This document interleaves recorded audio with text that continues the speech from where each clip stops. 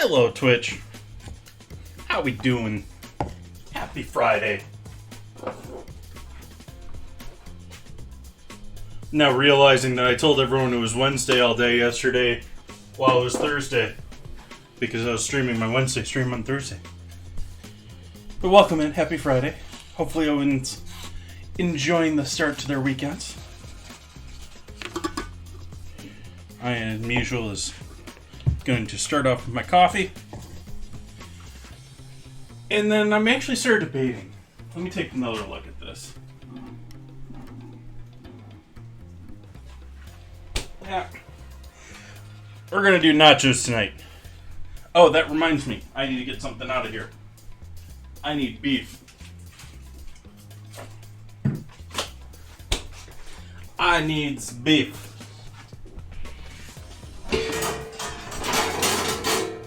Yes, I want that to crash all over the place. Perfect place to put that. Oh, hey! Everyone knows we're sitting in a clean kitchen? It's sort of like magic that it gets clean every time after every stream.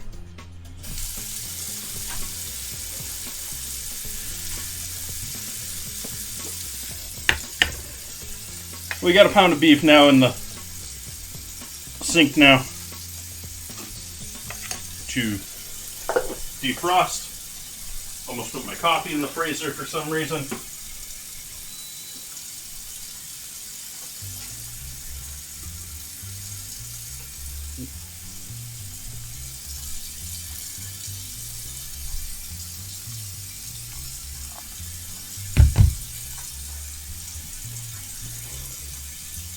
Yeah, the old Wendy's commercials. The famous ones.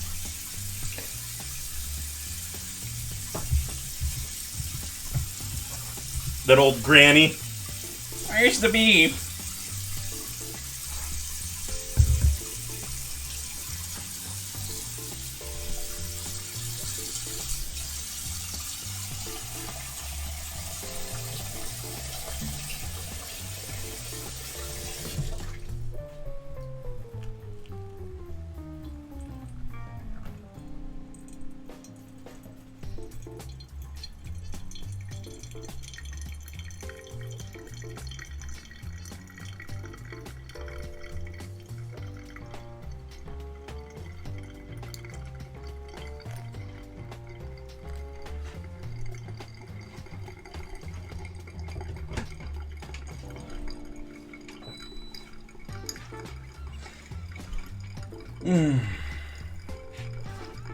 You can't see again with the coffee in the way.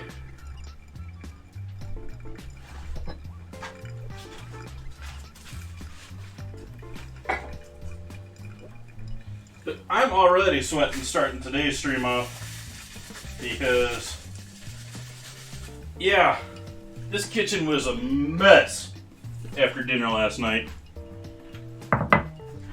And so, still dealing with that loveliness. But it now looks all proper for stream. I cleaned it all up. But at the same time, it's always a never-ending mess.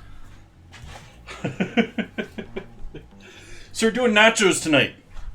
Gonna be doing homemade, well, I'm not going to go as far as making my own tortillas tonight just because of the added time, and I don't want to bother with the effort when I'm in turn.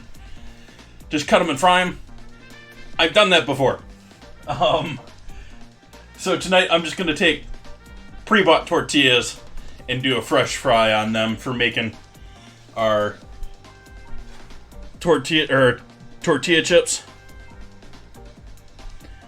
From there I'm going to make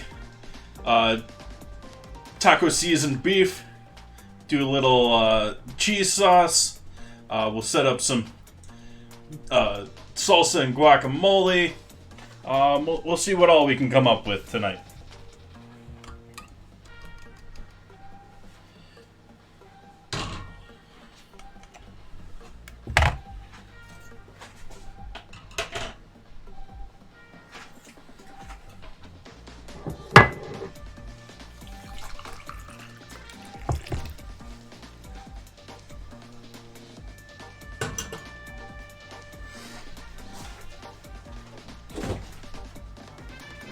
maybe we'll make a margarita or two. We'll see.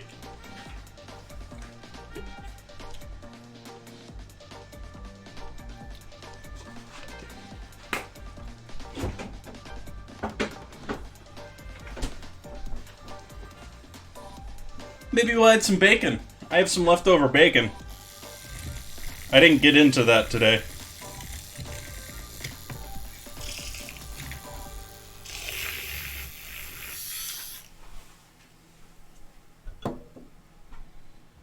But welcome to the stream, everyone. Cheers. Happy to have you here.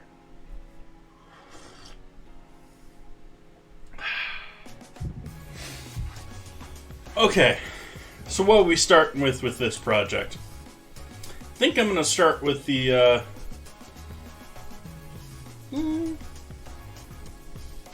let's start with the cheese sauce.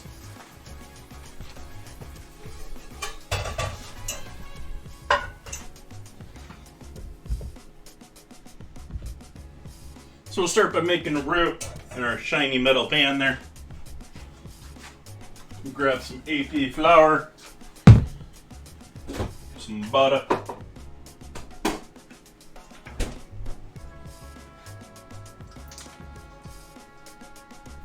I'm going to try to be a little bit more accurate about this today, just for science sake. I've been eyeballing my roux for a little while here. Always good to check your math every now and then.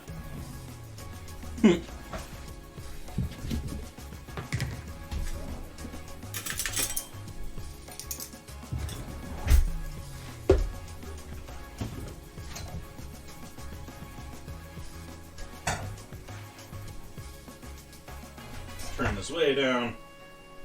Just want to melt that butter to begin with.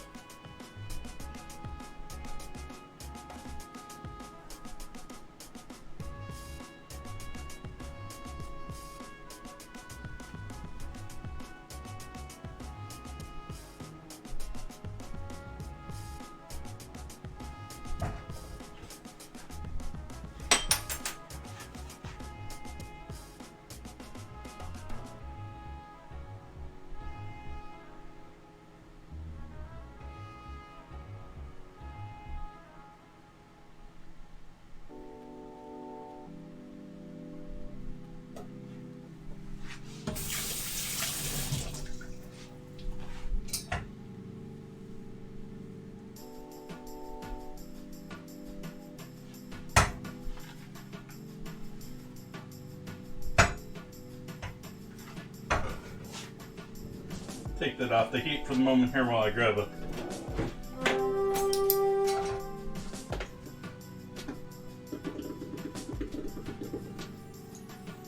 whisk, and we'll do our a little bit closer to accurate measurement here of 1.5 tablespoons of both butter and flour here. Get ourselves a good 50-50 mix on our. That was still sort of guesswork, but it's closer than I normally do. Okay, we'll cut the heat on that. And we're going to use up our cream. We're going to use up the last of this milk. Not that milk. That's nasty milk. Actually, we're not going to use up all that milk. That's way too much. But we're going to use up all this cream.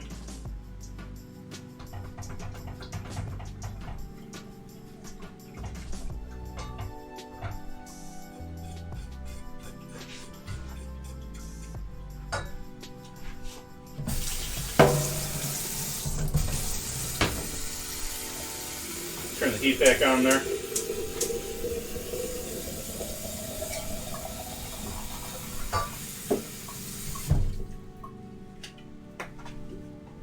Then we add a bit more regular milk.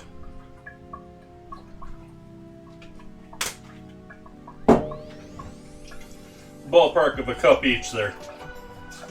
With our tablespoon and a half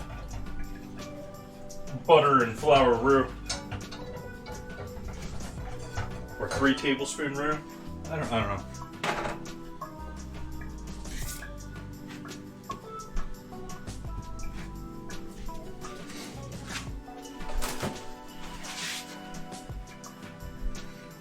We got tomatoes to deal with today. Those ugly things.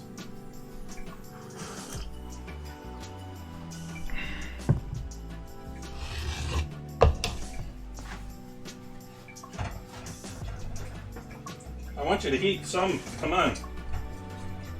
I was hoping you'd be a light simmer there.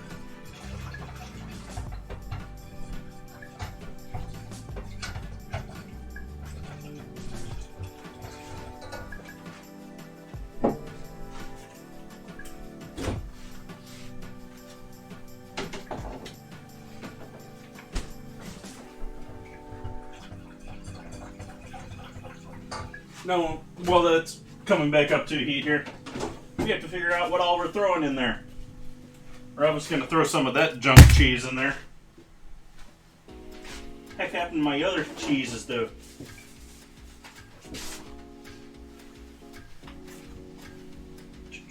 Oh, they're up here. Why I put them up here, I don't know. But we got Swiss to use up.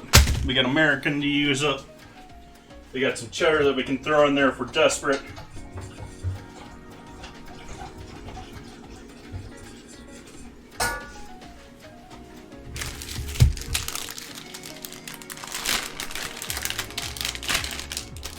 Make sure we don't got any paper slices here. I don't think we do. I don't think Tillamook puts paper in their cheese. Just a what? No. Actually, is there? I doubt there is. Nope.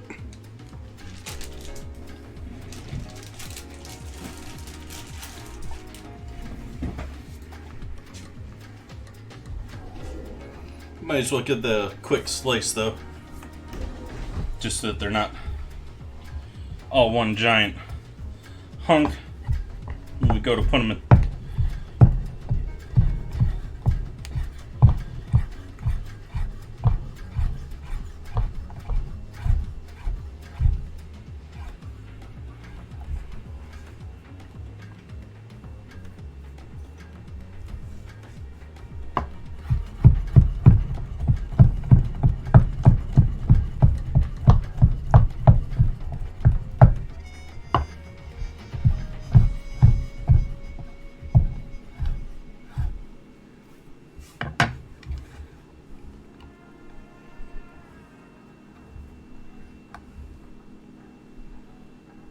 Howdy, Trigger. Welcome. Words. Why can't I use them tonight? Welcome. How goes your Friday? We're making cheese sauce.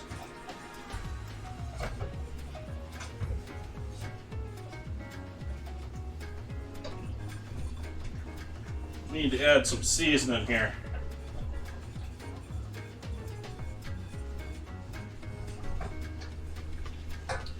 We need some salt, pepper, MSG, and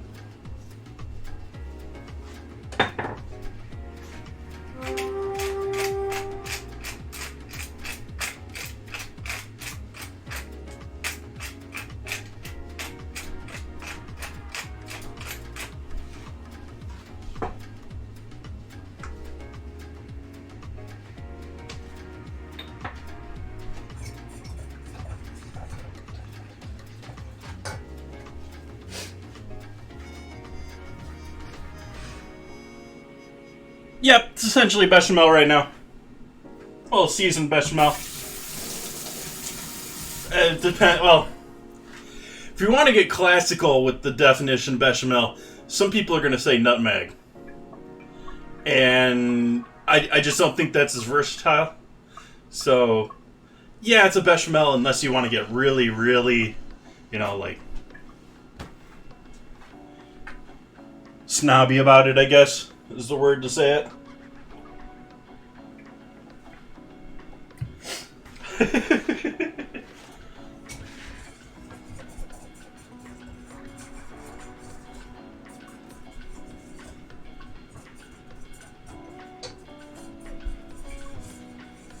So that's starting to thicken up a little bit there. You got a little ribboning going on as I whisk now. And I'm not going to use all this American, but we'll use some of this up. Just to make sure we can get it out of the house before it goes bad.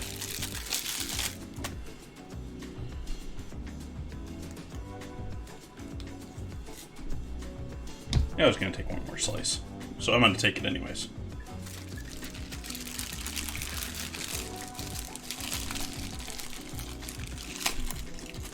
Oops. Turn the bag inside out and then put the cheese into it inside out.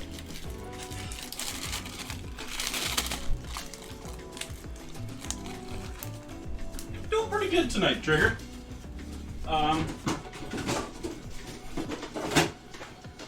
Feeling a little rushed to get the night going, but doing pretty good. Chilling now. I get to relax and just let things go and happen. No more, oh, did I do this? Did I cover this before the stream starts? Did we do Stream Raiders today?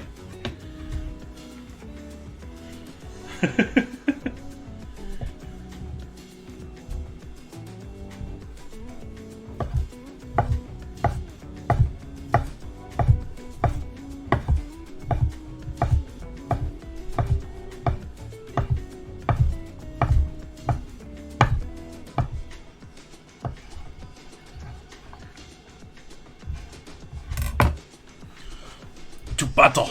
We shall go to battle. Me and McMargo are gonna take over Stream Raiders. I didn't even see that mob up there. It's the first thing they all went to.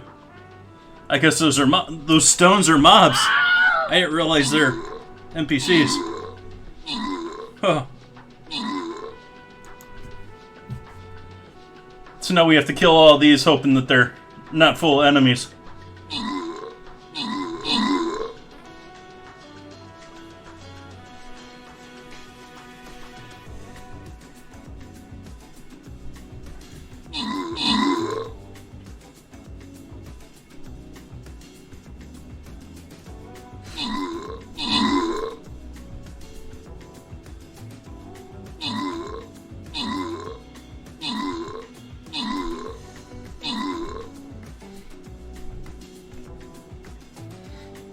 What is that little thing? Is that like a miniature praying mantis there? Your berserker there?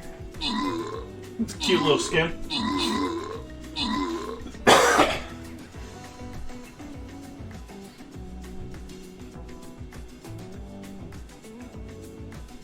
Think we got it, folks.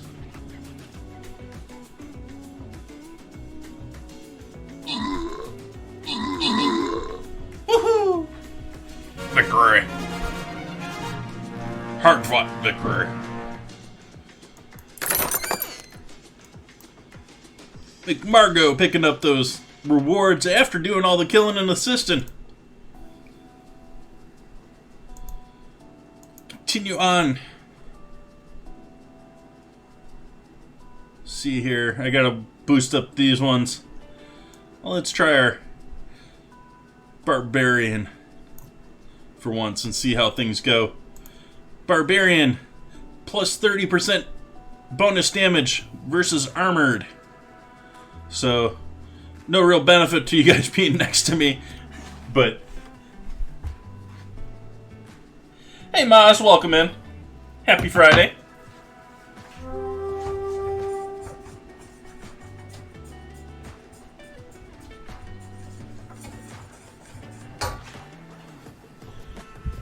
Back to this loveliness. So I'm going to add a little bit of mustard powder, a little bit of garlic, and a little bit of cayenne. Cayenne is going to be our primary heat for this. Our nacho sauce. That's going to be nacho sauce. We're making nachos tonight. So... we got what is essentially now just a seasoned bechamel, or a thickened cream sauce using a roux, some salt, pepper, MSG. I might add in a fair amount of cayenne because we want to have a little bit of a kick with our sauce. Want a little garlic in there.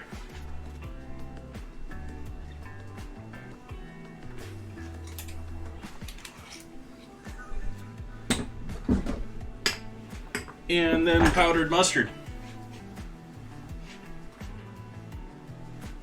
I'll take it out. Those will work.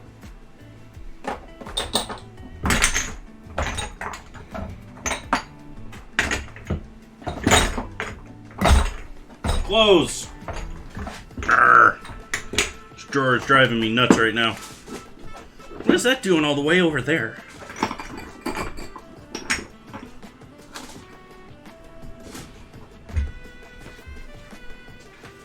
Alright, so we got garlic, mustard, and cayenne.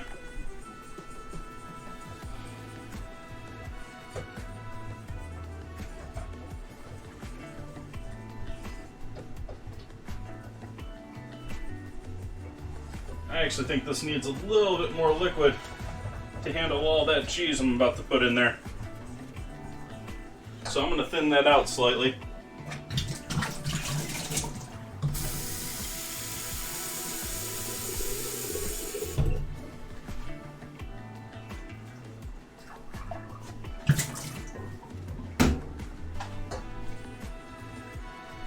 About a half a cup of water or so.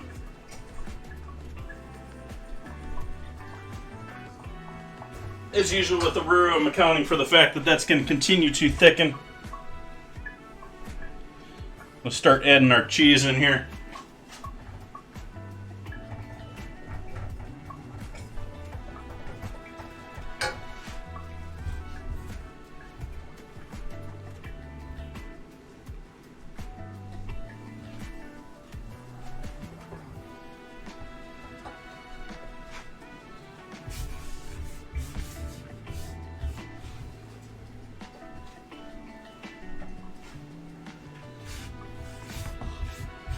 Lots of cheese.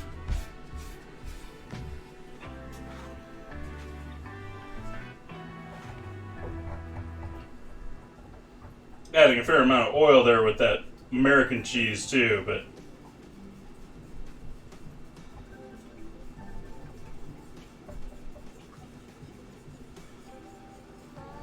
and hopefully the natto, well, I don't know if they still use a natto in American cheese. What are they coloring this stuff with these days? I don't have the label anymore.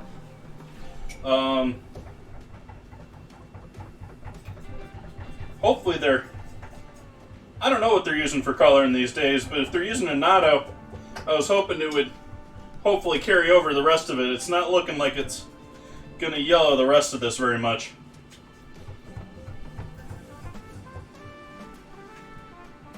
We're gonna let that sit right like that. Kill the heat on it. Just let that rest. Coming back to the board here. Take a sip of coffee.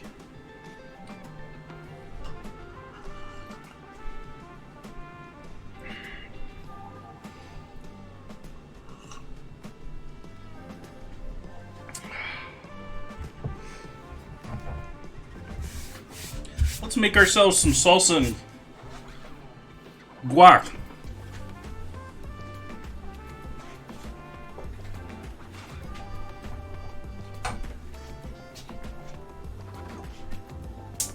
I lied.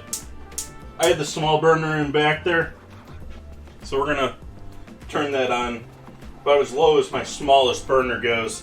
There's a very little heat. It's almost gonna be like sitting on a what do you call fondue heater. It's just gonna have a low flame on there just to keep things melted. Tomatoes, starting with onion. We got some white onion.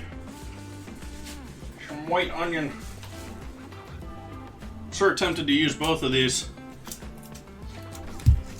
You're cutesy little guys. I think one's gonna be enough though.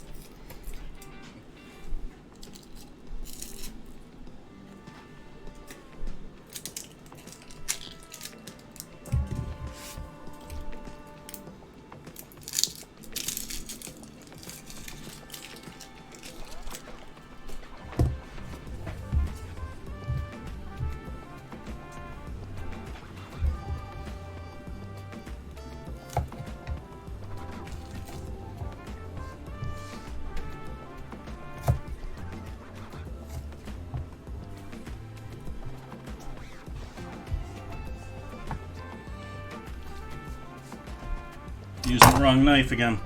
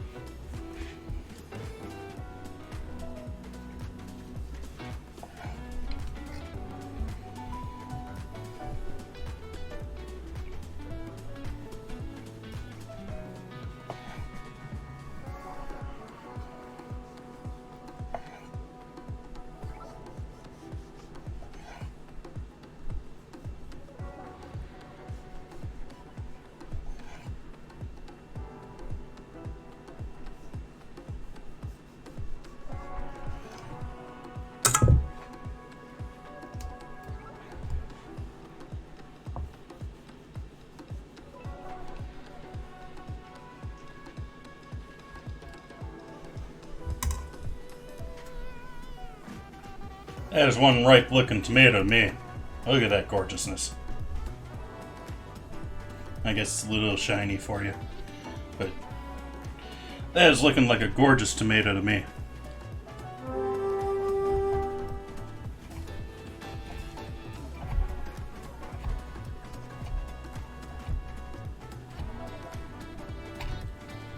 Just gonna be better for this. Slightly sharper.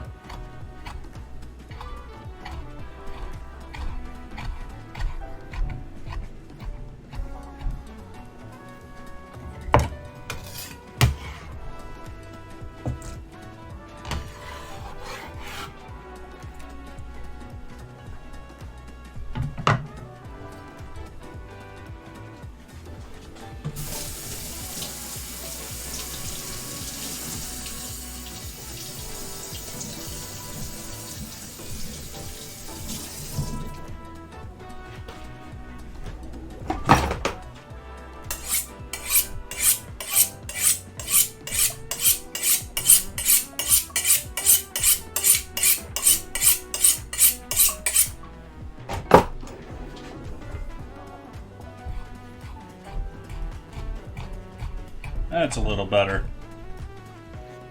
A little bit. Still dull, still needs help.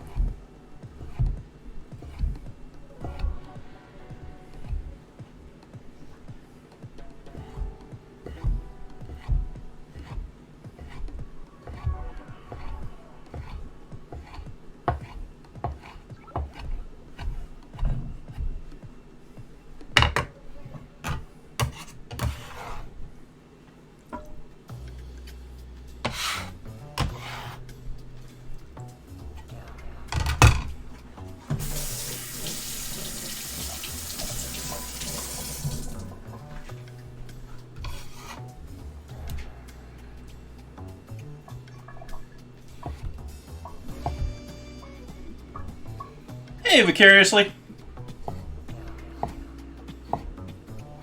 How goes your Friday?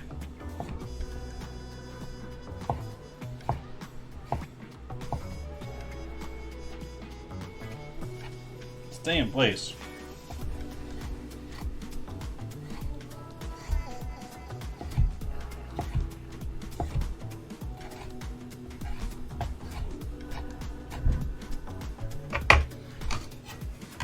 Making a little salsa action going on here. Or got a little salsa action going on here. We got cream sauce chilling on the fridge. Or cheese sauce at this point, or nacho cheese sauce. It's got a little stringiness to it because of all the Swiss in there.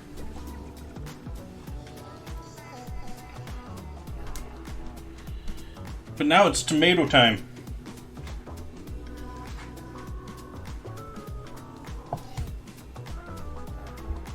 This one's got a little bit more of a core to it.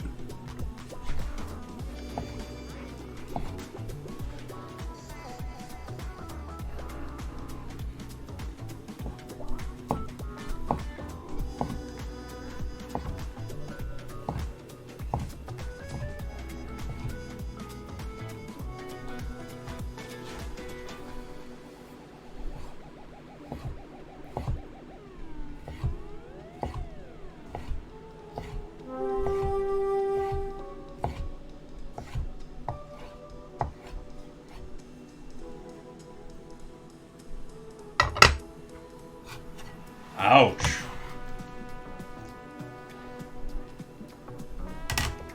Sorry to hear that. Hopefully not postponed for too long.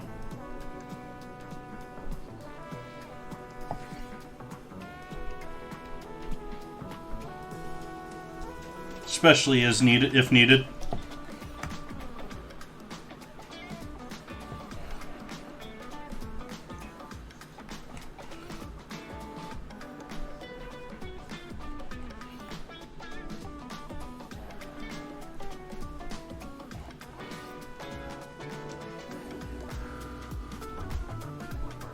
Read a news article this morning that there's enough idiots in this world taking horse medicine instead of antibiotics that they're having to prioritize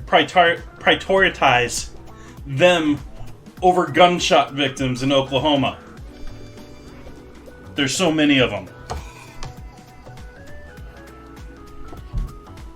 People are going blind.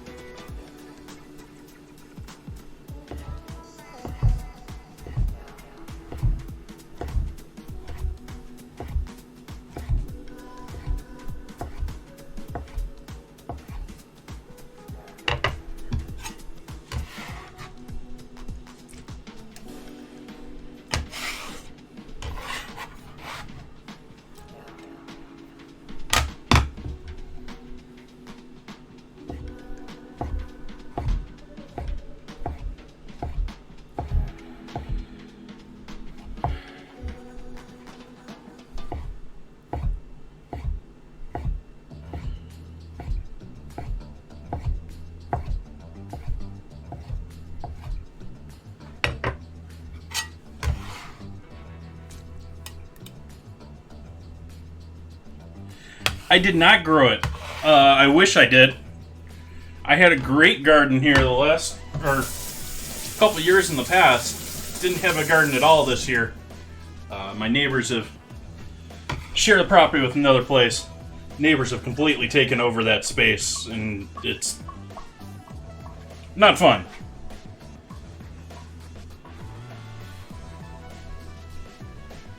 But yeah, I would have loved to have grown some tomatoes.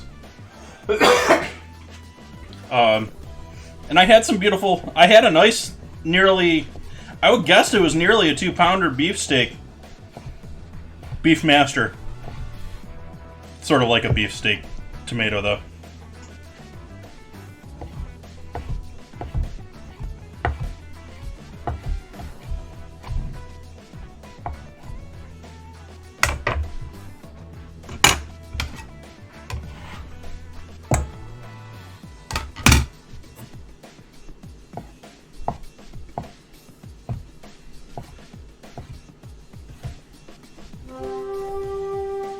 Yeah, it's one of the primary reasons I'm getting tired of living in this house.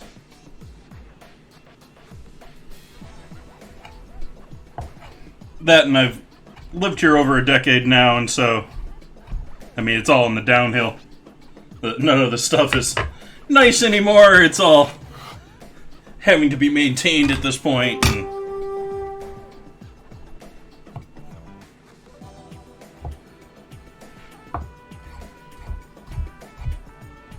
it's not mine to maintain.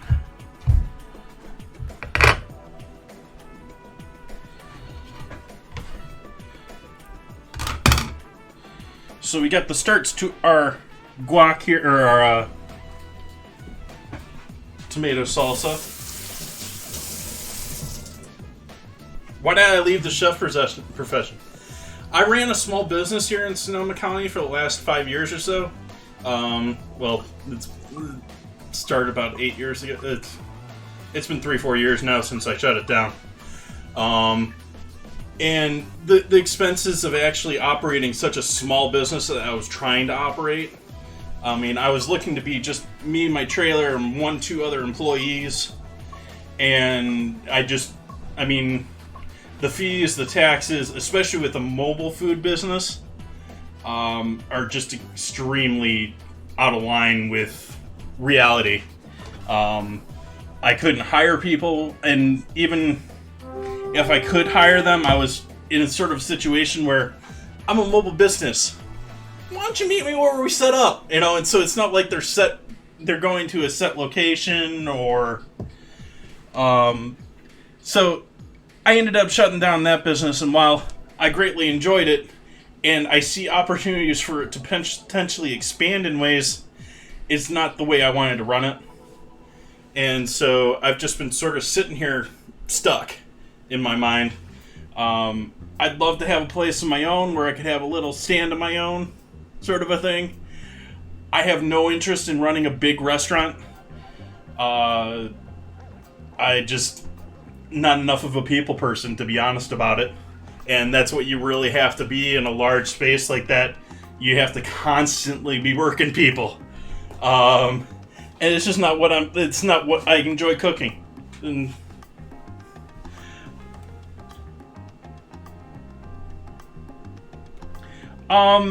yeah, no. Here in this county especially, they put a lot of the fines down on the food truck and give them excuses. I think there's a little bit of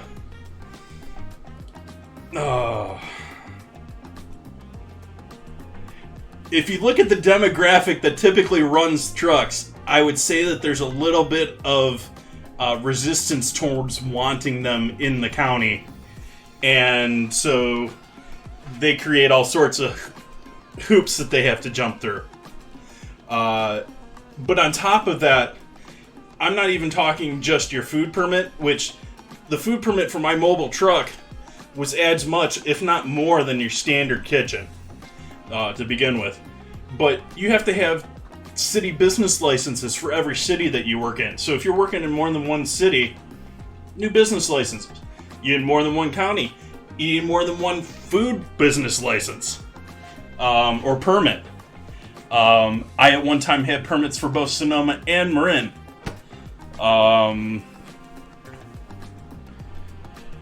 Because, well, the thing with food trucks is they're cheap and easy to get into, but your operating costs and your overhead are much greater than a fixed restaurant, where your fixed restaurant can have nearly astronomical startup costs. Like, you can have millions in startup costs just in kitchen equipment alone. And so, yeah. And then you get into other things where you can be in, you have to know all this stuff too. You can't just be, get your permits and move on. Like, I had a situation where I did a farmer's market in Sonoma proper, but it was in a park that was owned by the county. So it was county land. I was operating on county land, not on city land. And I did not have a city business license because I was not operating in the city. And I went back and forth with their license dude for easily an hour. Just like, dude, this ain't your property. This ain't... And he eventually relented. But, I mean, he sat there and grilled me for...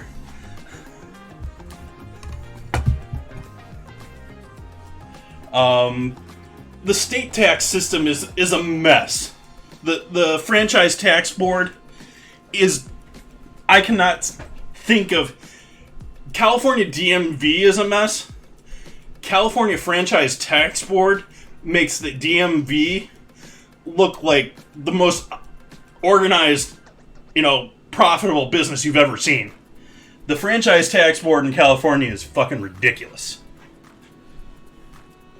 And they're the ones that are charging... You typically run an LLC if you're running a business, a limited liability corporation, as this is the best way to protect yourself in that sort of a business, and you have to worry about, health and all that good stuff that goes along with it. And they charge you for an LLC in the state of California a minimum of $800 a year in taxes. And so, if your business doesn't even generate enough profit to be taxed, you're getting taxed anyways.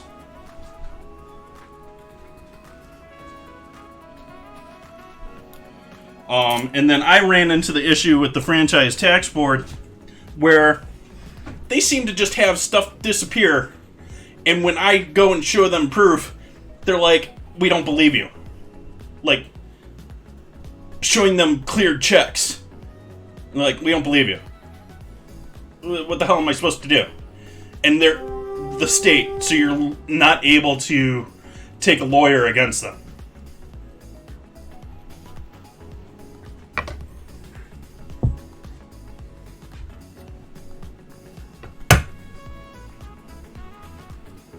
There's a lot of silliness that goes along with all that. Doesn't have anything at all to do with making food. That is just irritations that... My food truck, what I was doing a variety of foods. The concept of the business was that I was going to farmers markets with my mobile kitchen, and I was making products directly off what the farmers were bringing to the markets throughout the week. I was going to markets all week long. And so I was making salsas, but I was also in fresh prep things like coleslaw and stuff like that. I was doing my primary business throughout the whole 5 years was stocks and soups. I did all sorts of fresh soups. I did all sorts of stocks. And then when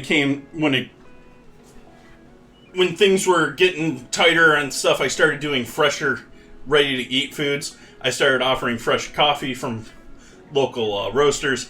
I started doing hot foods to go, whether sandwiches, or I did a lot of pot pies, whole bunch of things. But the gist of it was I was making products directly off of what the farmers were bringing.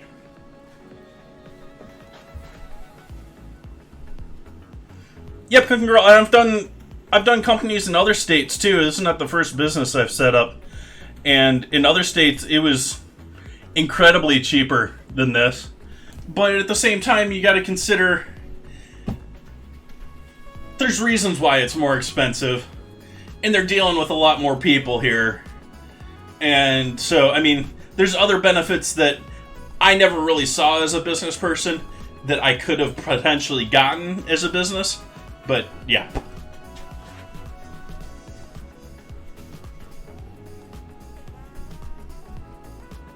No, I was actually a part of all the farmers markets too, Maz. Which, that was another fee on top of everything else. Because I'm paying for... The state of California requires mobile food businesses to operate out of an approved commissary. You can build your own commissary, but it's very hard to do so. And so the vast majority of them are then also paying to store their trailer, their truck or their trailer at night, where the commissary then, oh, okay, we've got your gas here for cheap, we got your food here for cheap, we got your ice here, we got this, that, and the other thing, and we're going to take a profit on all of that. And, you're going to buy it because, you don't have to travel to get it. And so they're all doing things in the commissary. And so you're paying for a commissary, and then I was paying every day for 1 or 2 markets a day. I did upwards of, 15, 16 markets a week at one point. I was doing more than 2 a day, average, a week, in the county. And that was when I was doing both Marin and Sonoma. And so that was 14 extra fees that I was doing for each one of those markets. Some of them were a percentage. Some of them were a flat fee.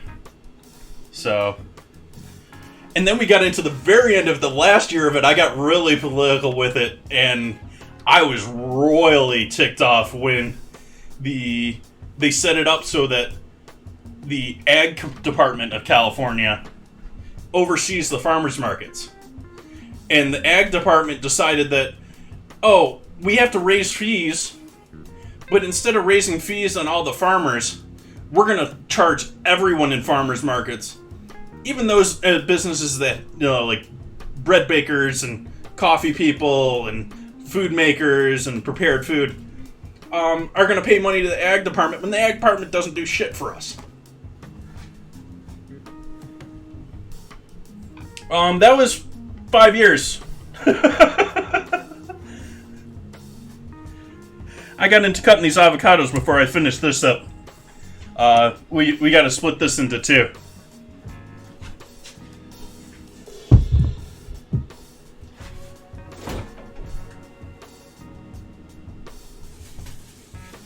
Ultimately, what it broke down to was I needed a place to run the business out of. I figured I could have cut my overhead costs by at least 2/3 by running out of my own location instead of a commissary. Between paying for the commissary and all the upmarkings that the commissary gets over all my stuff, like the propane I'm using and the ice that I'm using. I paid enough to buy 3 ice machines for those people in the time that I was using their commissary.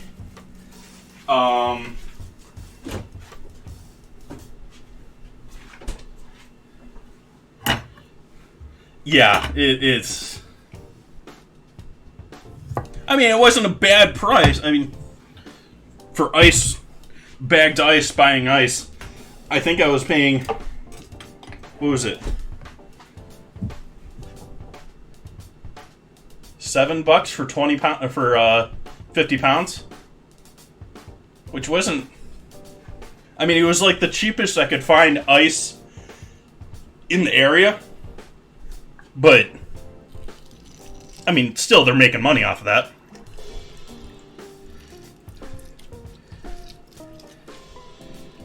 Hey, Makawaka, how you been? Makawaka knows about Sonoma County. He's another streamer who does walking streams here in Sonoma County. So if you're interested in seeing the scenery around the county, it's a stream you should check out.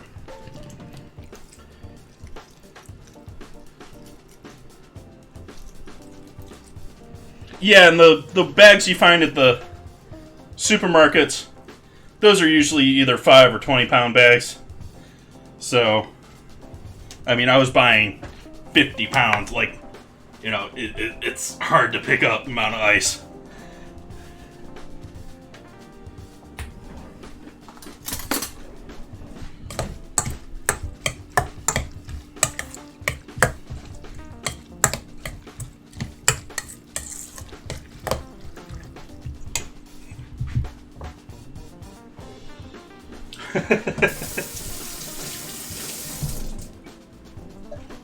Nice.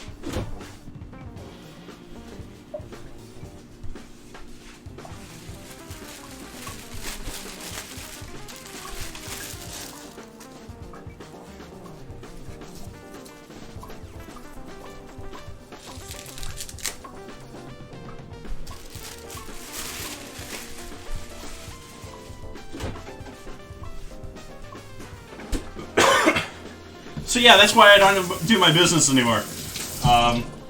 I still have my mobile kitchen. It's in storage. I once again hope to use it again, but yeah, I don't know if that's gonna happen.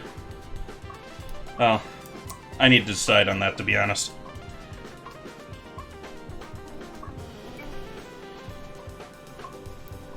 Nice. Appreciate that. Always good to know where people are coming from.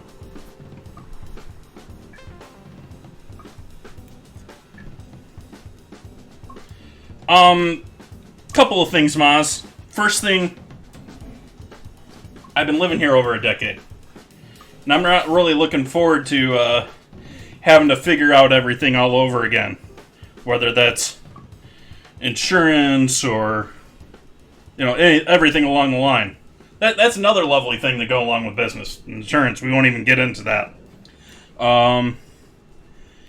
But yeah, is moving. I know I'm comfortable here. I know where all the farms that I enjoy getting stuff from. I know where to get my beef locally sourced. That sort of stuff.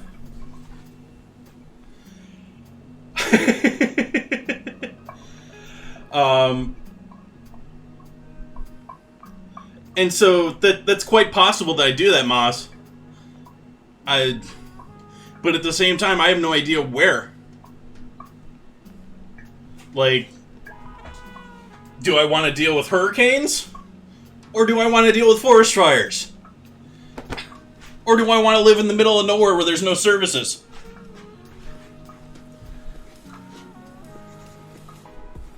Let's do our battle here. I've been procrastinating on that for a couple minutes here.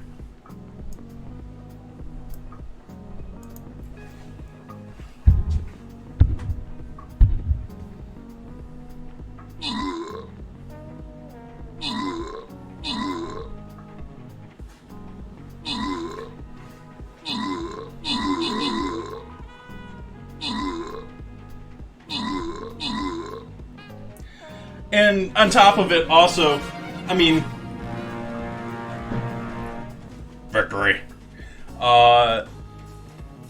Look at the real estate market right now. I mean, it is not the time to buy a house right now. The last 2 months it's been slowing down a little bit, but need a little bit more of a dip for me. McMargo getting those kills. Toilet Paper Main getting the assists. McMargo with the reward. Congrats. Ooh, some goodies for me, too.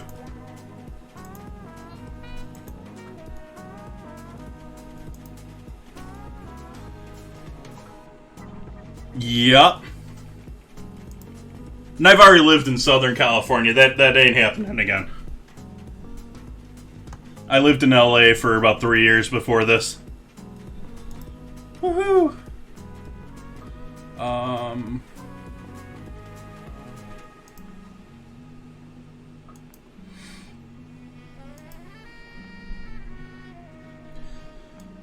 Honestly, I've been looking a little bit more north as far as places that I could potentially go. But yeah, I just... Again, it's just... Do I do forest fires? Or do I do tornadoes? Or snow? Which, when I moved out of the Midwest, I said goodbye to snow. I said I wasn't going to live somewhere where I had to deal with snow. So, I don't want to go back on that.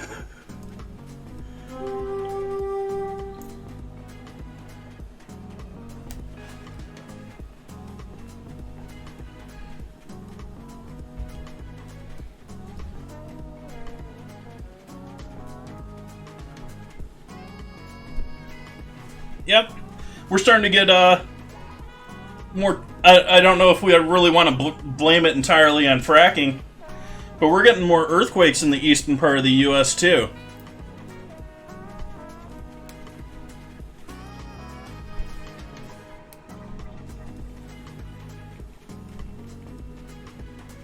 Yeah, I've lived in the Midwest. I've lived in New York. I do not wish to repeat living with snow.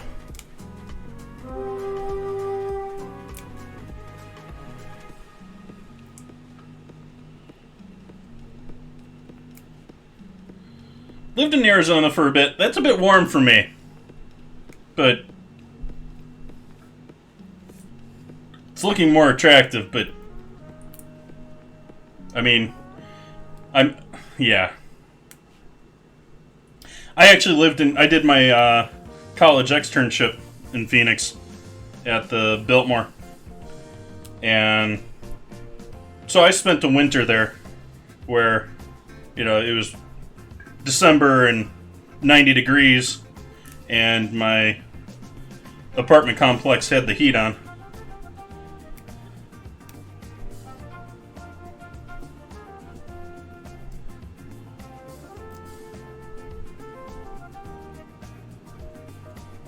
Of course, my apartment complex, I didn't pick the greatest place, I don't think.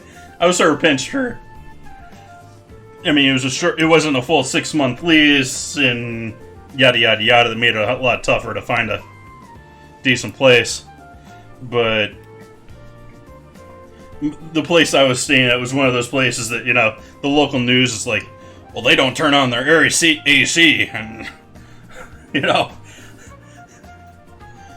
they used a giant, swamp cooler for the entire cooling of the entire place, sort of a thing, and so they had to turn it on for the entire complex, or off for the entire complex.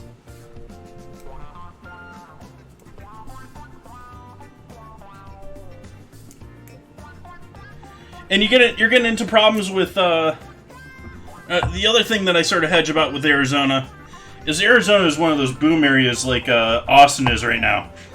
And they're getting to the point where they're getting to be like here.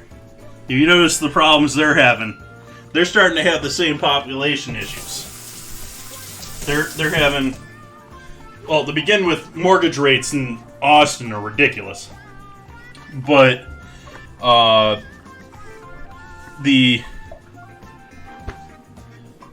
lost my train of thought there. I forgot what else, other than... Yeah, it's just not... they're getting all the population issues. If you look at the problems they're having in politics, same issues.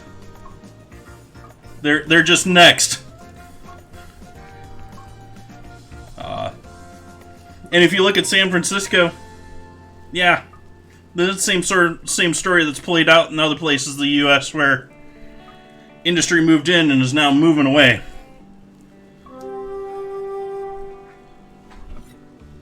And we got all the rents from all the rich people being here, but all the business is moving away.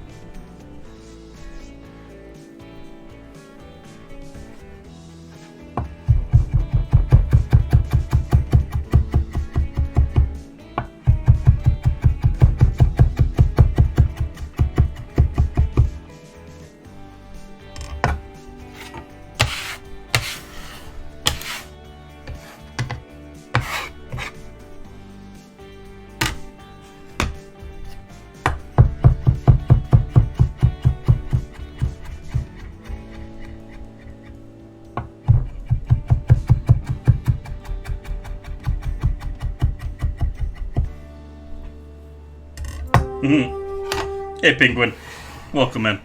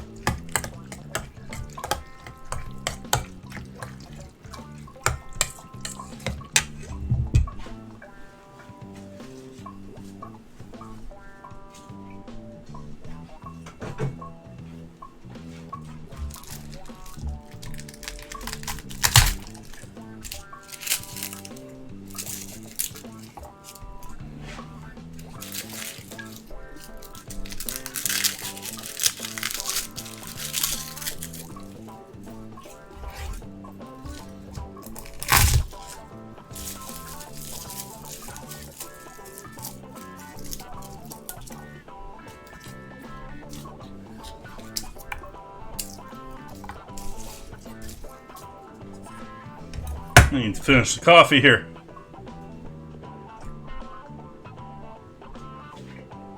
Into my cup of coffee, or into the stream here. Still got my coffee mostly full.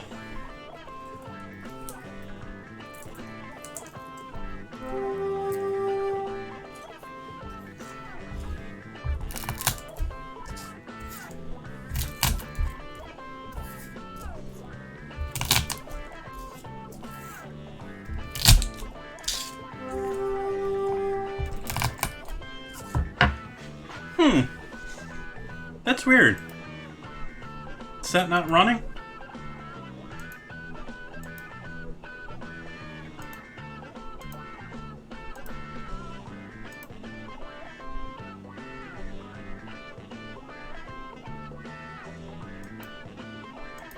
Seems like things are running, but is the scramble happening in the chat? I'm not seeing the scramble. What's going on here, timers?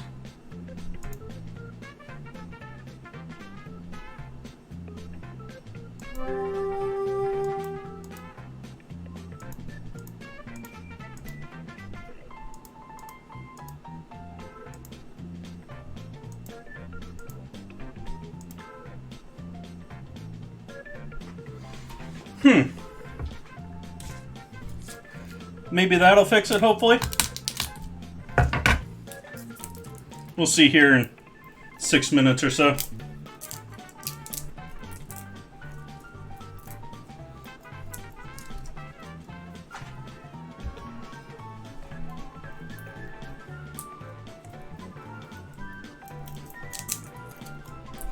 By the way, even if the bot isn't starting to scramble, you lovely folks are able to by typing scramble at any point.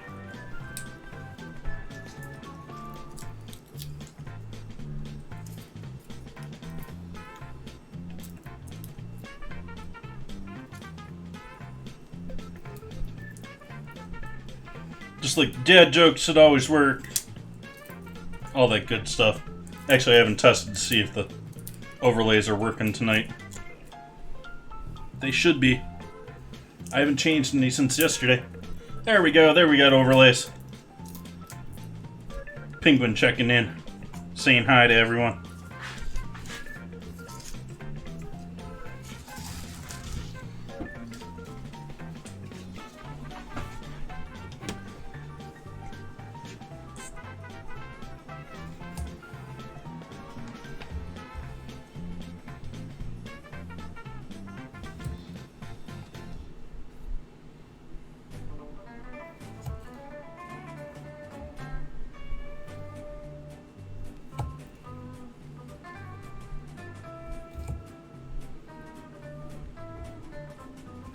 Chocolate's starting to get a lead.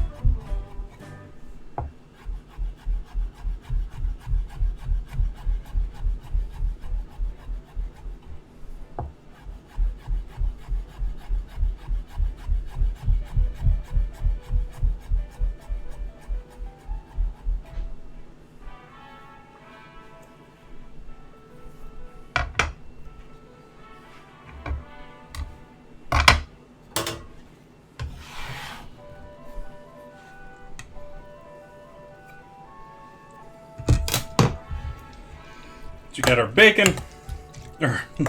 our garlic, onion, tomato, cilantro, and lime in there.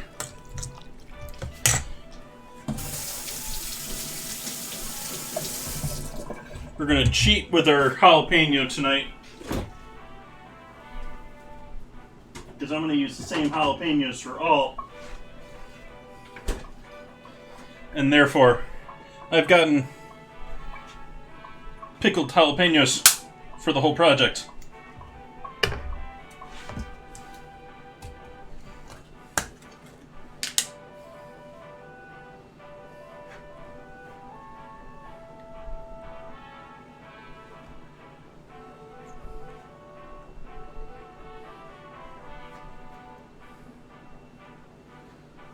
Now we'll take the onion out.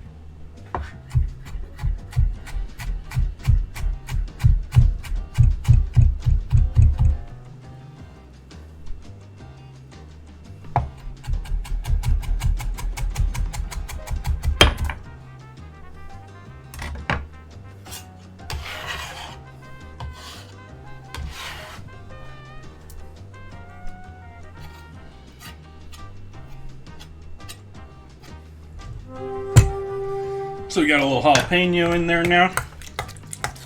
So there's our base pico. Add a little salt and pepper in there.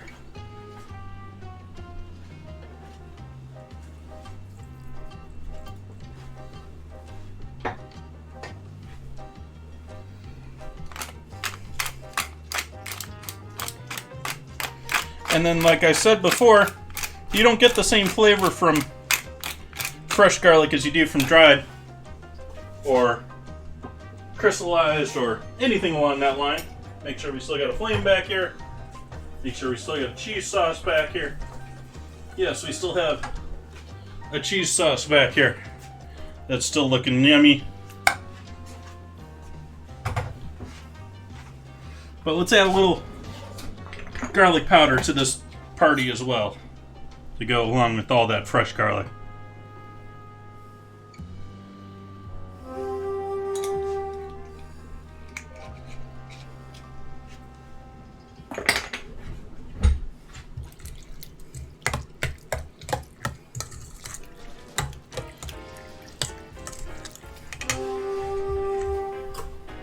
This looks like a good bowl for this project.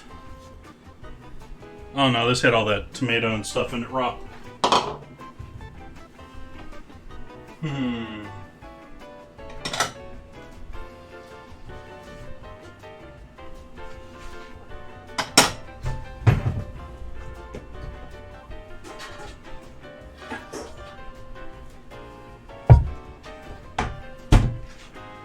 Back to avocados.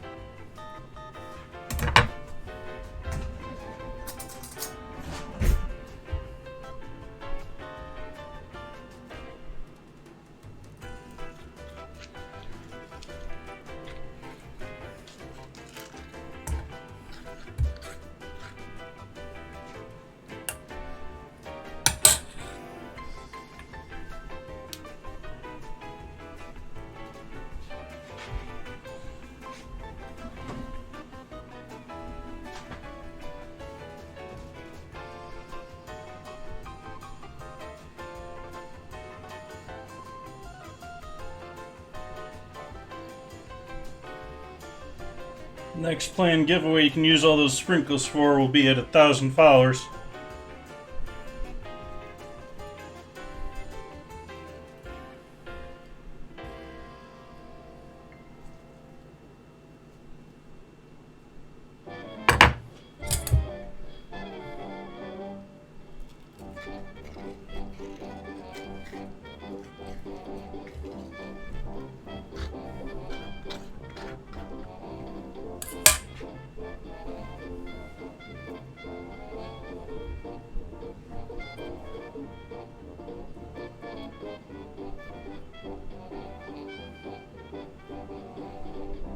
Amazed this one's already starting to color a little bit from oxidation, even though I had it turned upside down on top of the other half.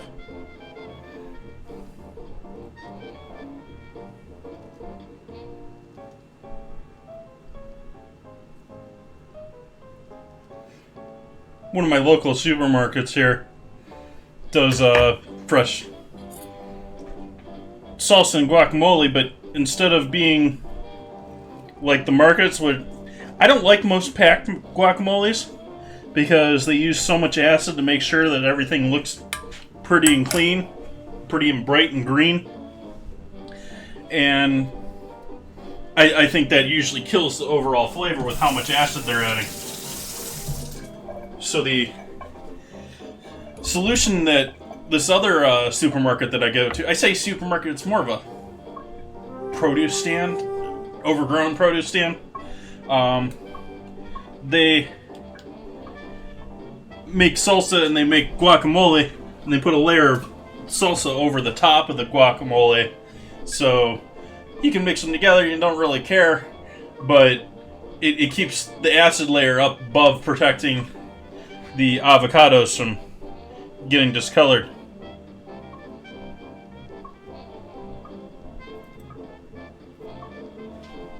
That's interesting. What do we got going on here? What's this project? What's this interesting thing going on here?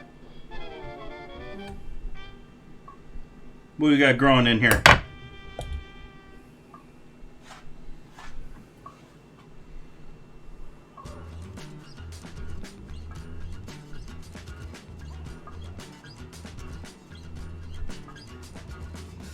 Not sure what this is, but it's hard.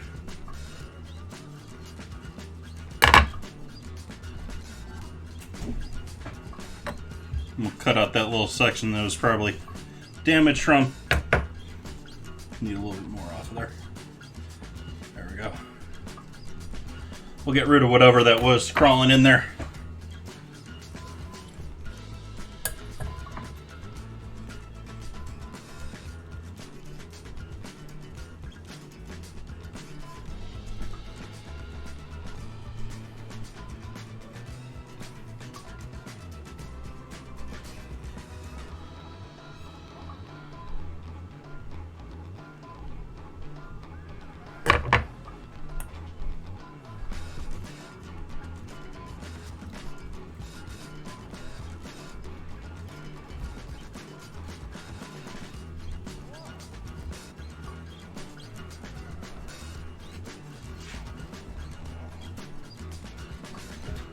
Good question. Oh no, that's there. You can type it. You can. It's already gone through once, so the bot's back to working. I just had it off instead of on. I can never tell with the switches on the spot. They don't have a very clear. It's just a toggle switch going back and forth, so it's not very clear which one is on and which one's off.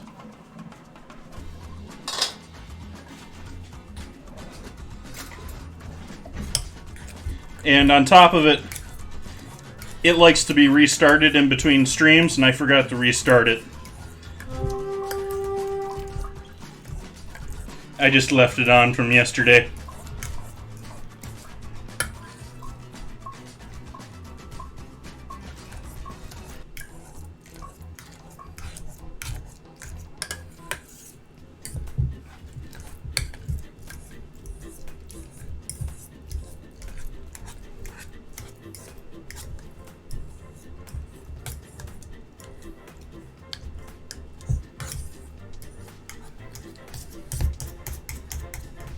Give this a good mash up before we even bother getting some pico in there.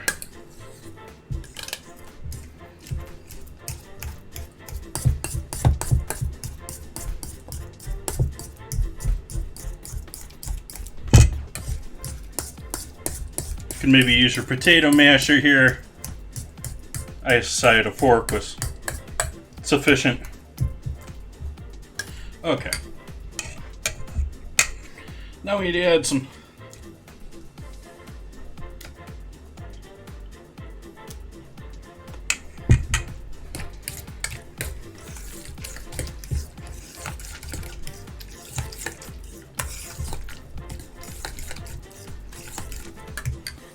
there we go.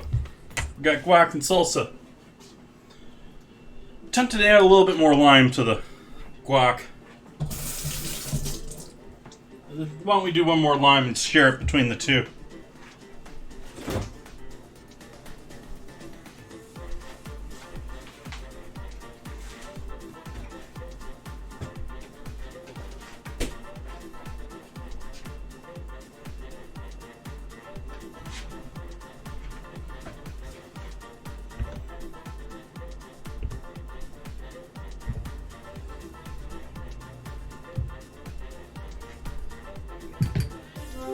Now try again, Penguin.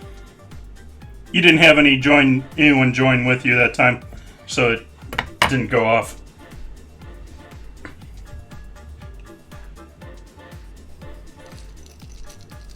That's what I think is confusing people, is it needs 2 people to start, but if you start it by yourself, it doesn't have another person. It's normally the bot's competing against you normally.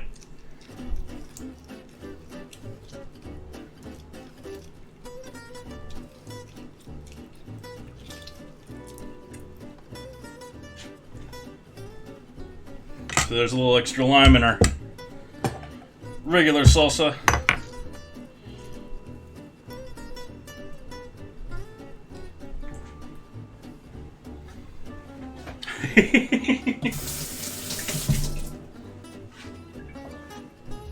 Ooh, that's a toughie too.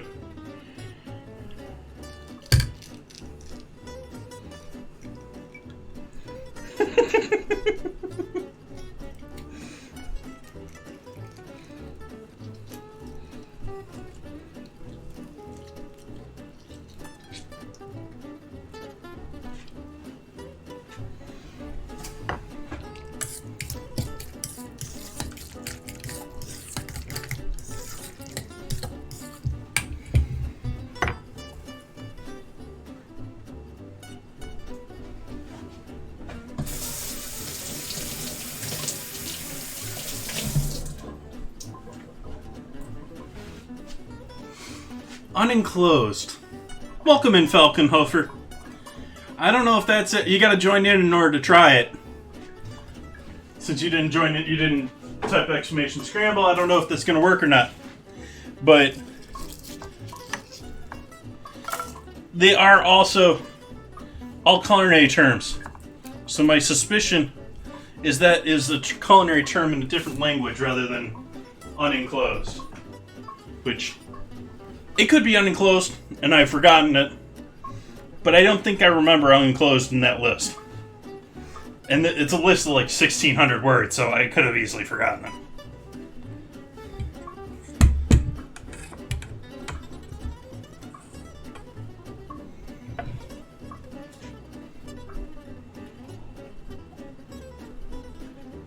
Nope, bot didn't like that.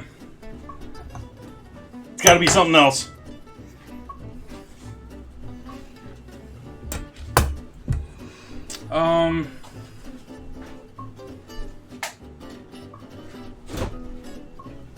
Let's see, what else do we gotta do here to be prepared? We're gonna need a little cilantro garnish. We're gonna need some onion for with our beef.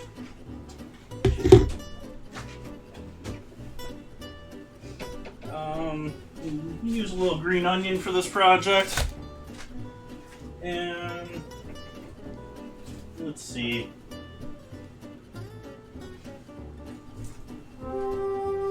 we'll call it from there.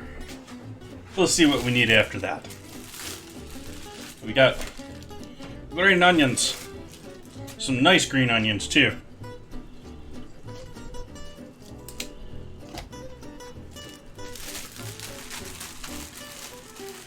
I tell you guys, I get all my stuff from the farmer's market.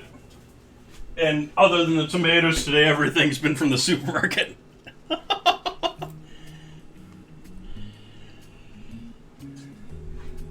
Yep, gonna do scallions as a garnish. Or at least part of one of the layers.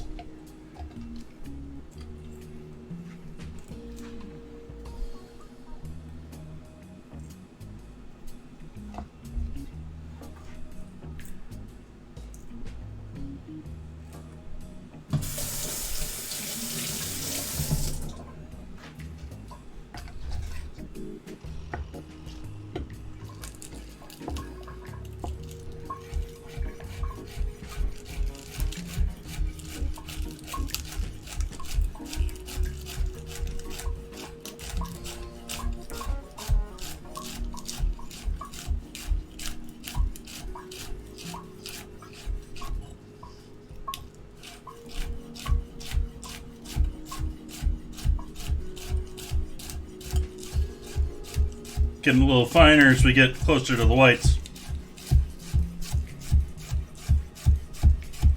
Once we're into the whites, we're going pretty fine. Gonna use them, but we're gonna... There we go. Unconcealed.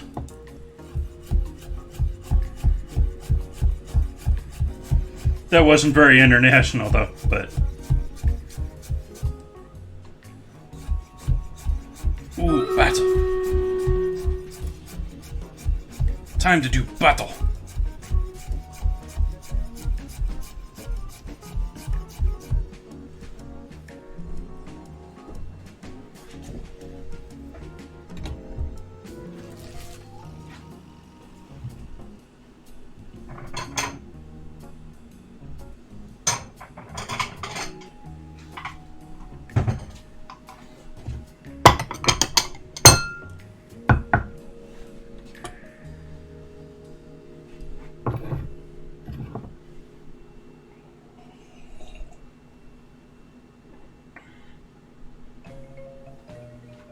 Yep, they do a lot of those.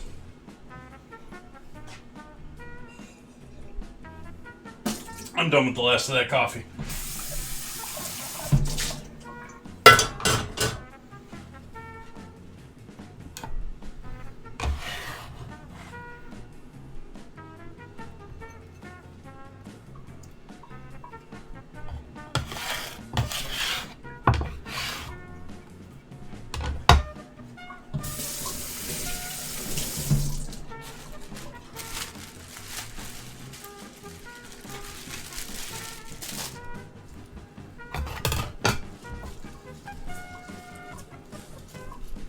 No, I'm not caring about the stems on this.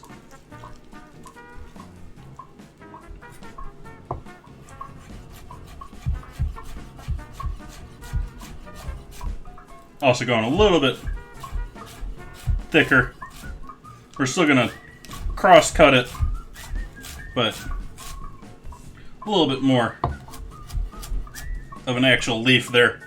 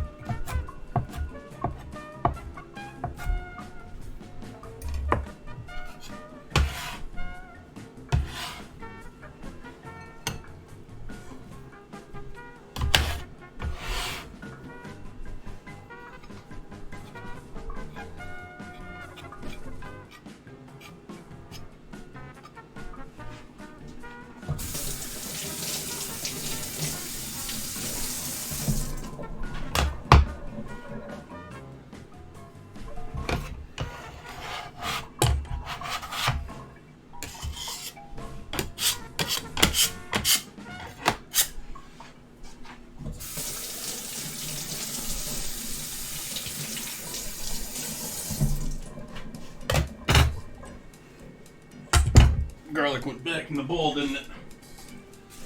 That it did.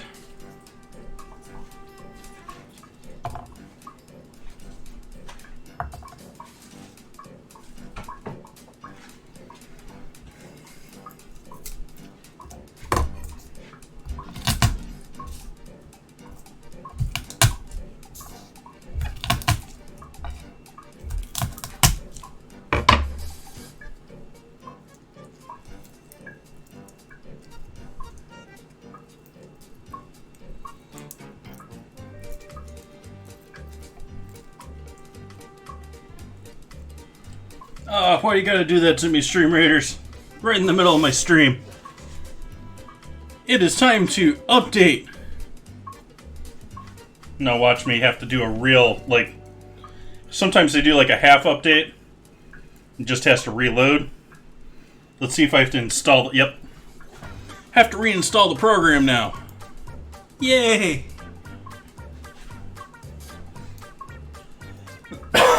Actually, no, it just restarted it yet again. Wonder if it wasn't quite ready? That's weird.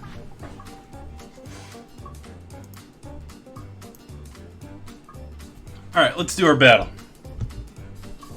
Hey, Lexi! Welcome, welcome.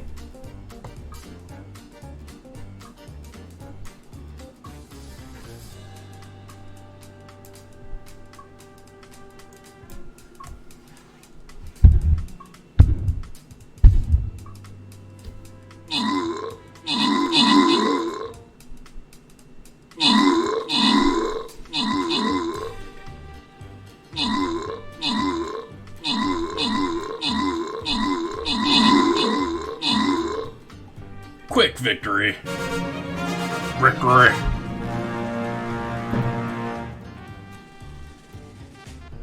Carbataman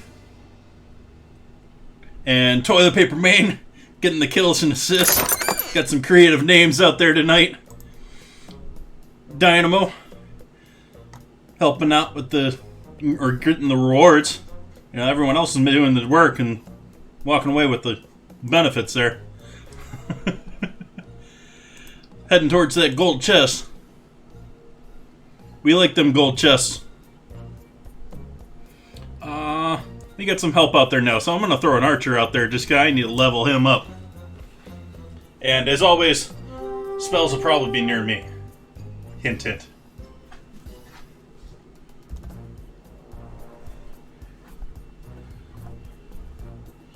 So we're doing garlic now with our beef.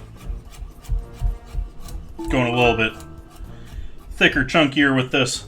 Not slicing it paper thin. I crushed it a bit more because I wasn't worried about it being perfect.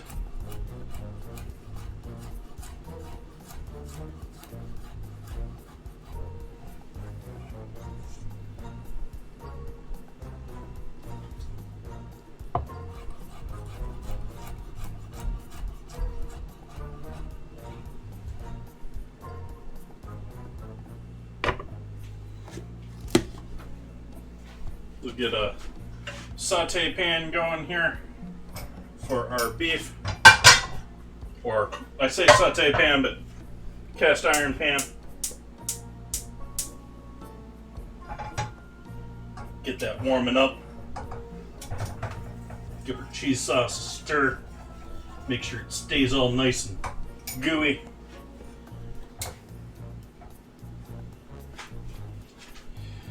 And while that's gone, while that's heating up, we'll do our onion.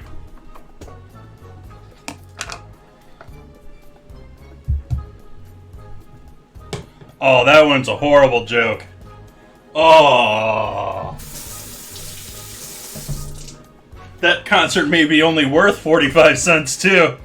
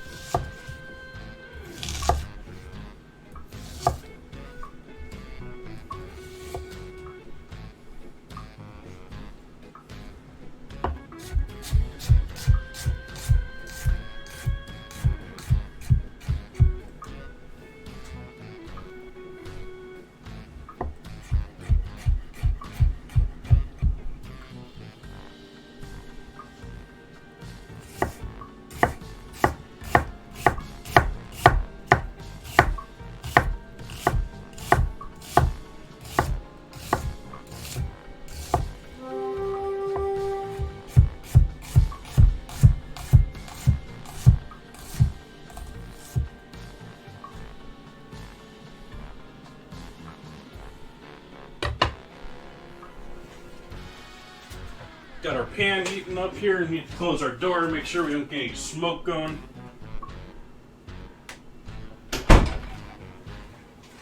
Add a little cooking oil here.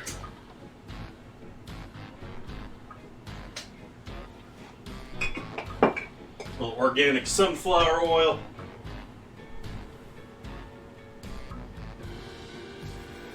That's a little heavy on the oil, but I'll live with it.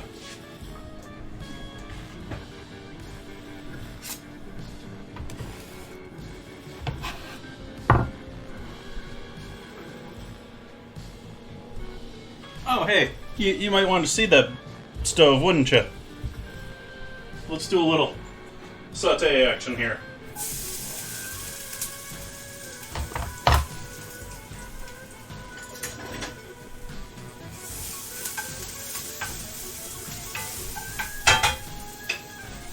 It's a nice hot pan that's going to brown up quickly, so we're going to go in there with our onion right away.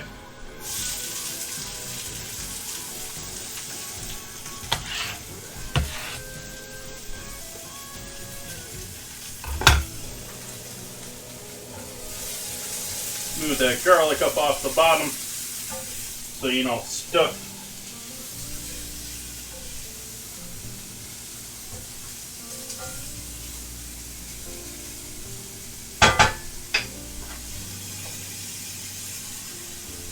Bit of salt, season everything as it hits the pan.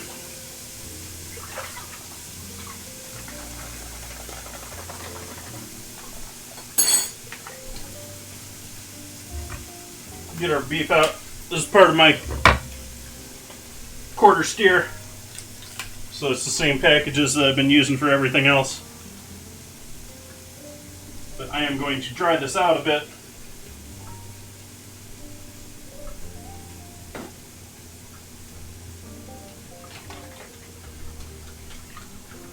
Just a little bit, hopefully, by throwing that on some paper towel.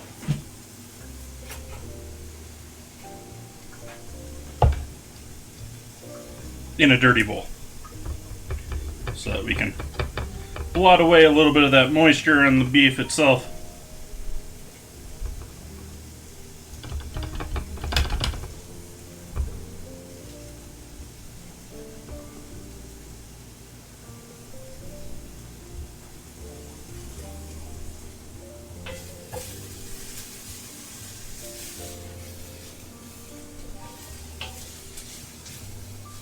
Onions back here were starting to get a little quiet.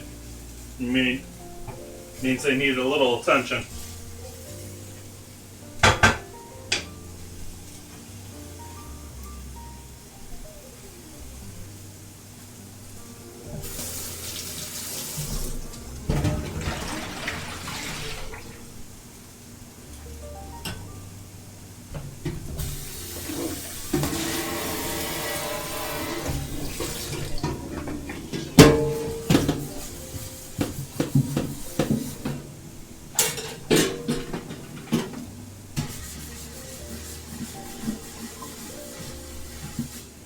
Lines on the bottom of this too. Where are those from?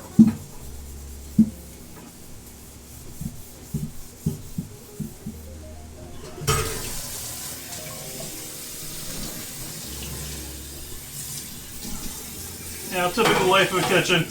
Cleaning things you didn't think need to clean.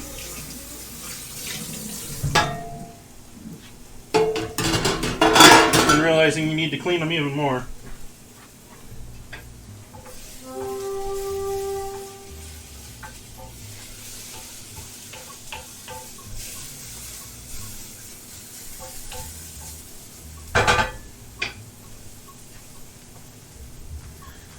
But going back to mobile food businesses, I don't know if anyone that was interested in chatting about this earlier is still around, but to get into another reason why there's so much more cost, they cost so much more, is on top of you're working out of this commissary where everything you're buying is convenient but is upcharged. What you're getting otherwise for these businesses, you're having to then go and do a lot of the legwork yourself. I had the advantage with my business of working out of the farmers markets that pretty much everything I was buying was right there at the farmers market. But that isn't true for majority of food businesses. And so they have to go out and get a vast majority of their stuff because they're all going to cash and carry or restaurant supply or what have you.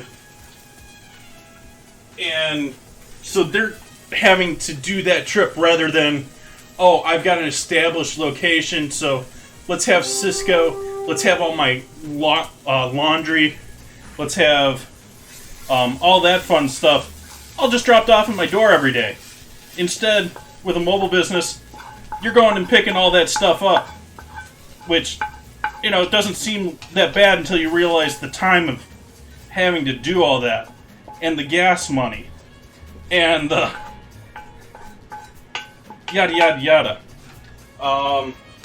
Why it's also another reason why it's more expensive than established restaurant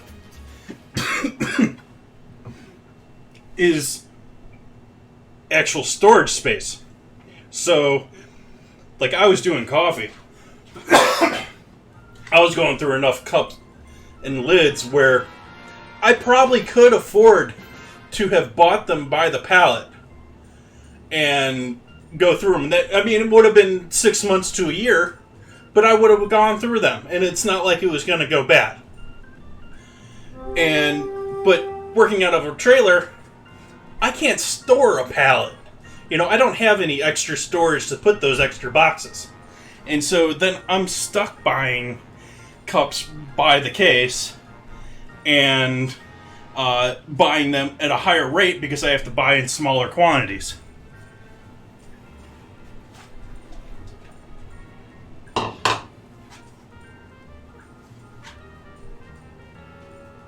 So flame on high here again. Full high heat. Pan's still already warm from doing the onions and garlic earlier. Give a good seasoning of salt on this side.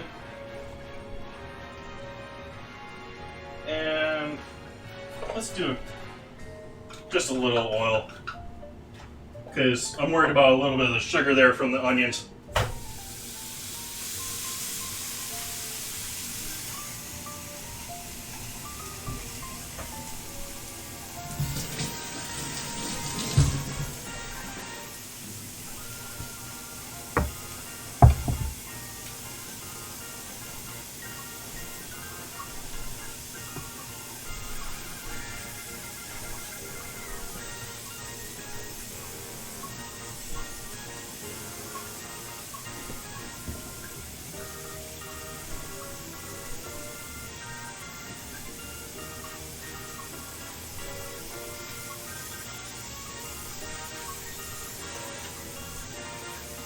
Which also, that impedes other things too. Like, say I wanted to have custom cups with, my business logo or something like that.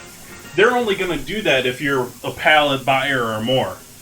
Same thing with paper or plastic bags. Unless you're buying like a pallet worth, they're not going to custom print anything for you.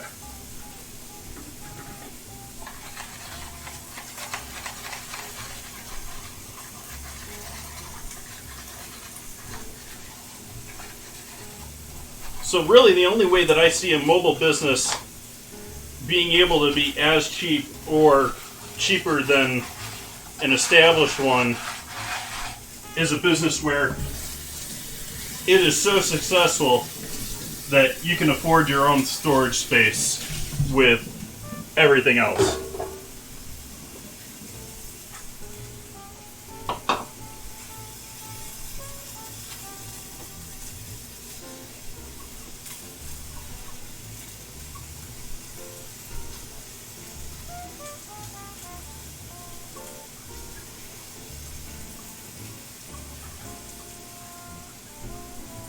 Hit the other side of our beef here with a bit of salt. We'll add our seasonings in there after we flip it. We want to get a little heat on our seasonings, but we want to burn them at the same time. So, short period of time in the heat. Long time for the beef.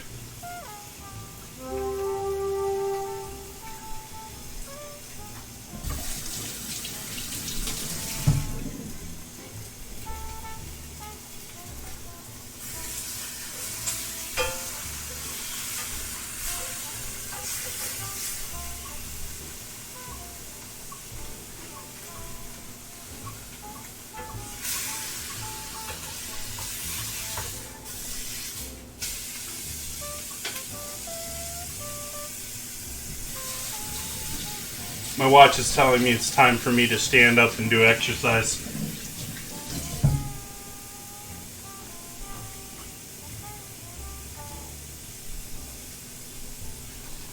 I'm going to save this just in case. There's not much here, but this could be good if I got a soup or something to use it with. And I haven't made plans for Sunday yet. Maybe we'll do a soup or something on Sunday.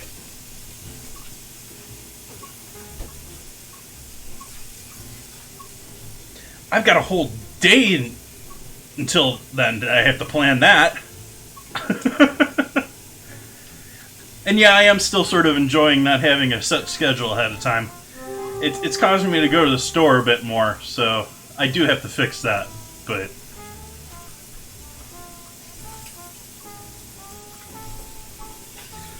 I said we're going to put our seasonings on here. Let's not make me into a liar here. Powder. Powder. Powder. Powder.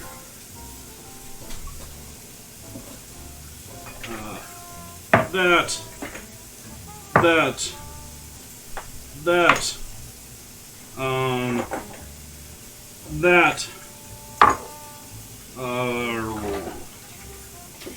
That. I think we'll stick with that. Yeah. Okay, so the last of my cumin.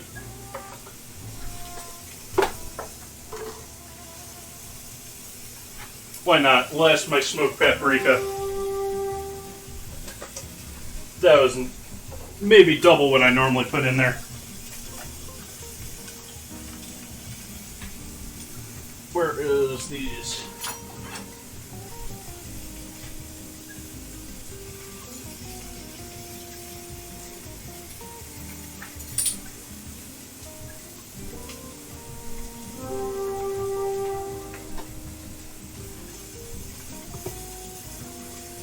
That was ancho chili powder. This is New Mexico chili powder.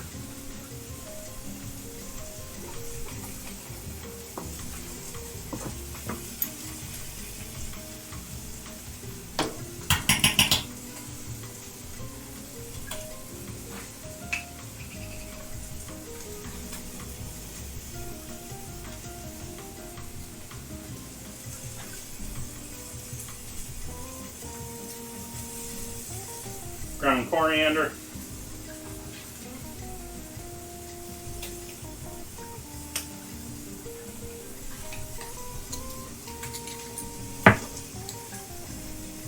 Oregano.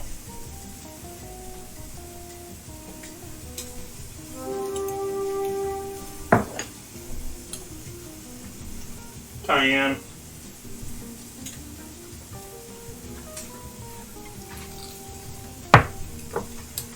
More garlic.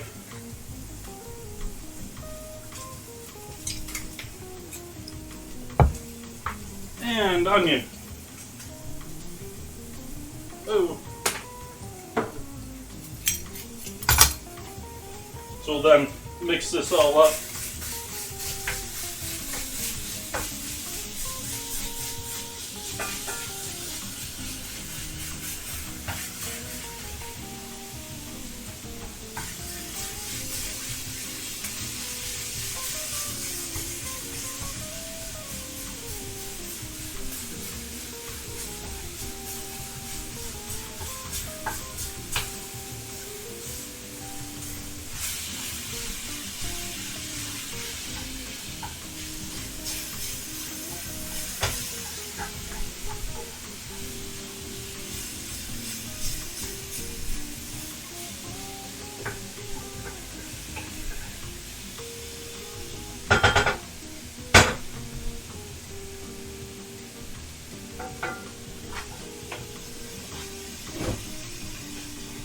Where did you go?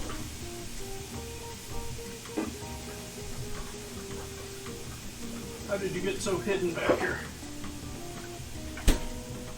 Add a little tomato paste. Not a ton. Just a little.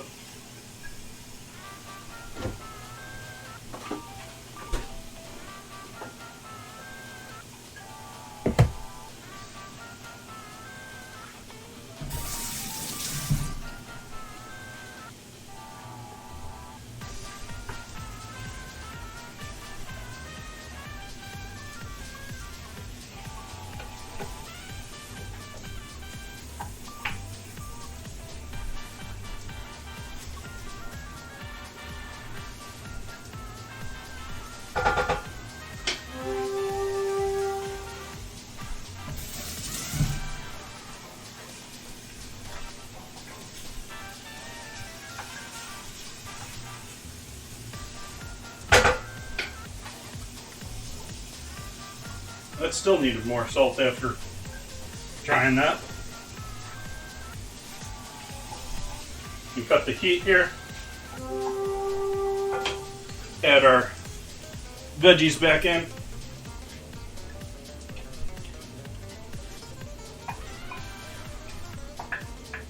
Or rather, our onion and garlic back in. I mean, they're veggies, but you see veggies and I don't generally jump to thinking of onion and garlic. I start thinking green.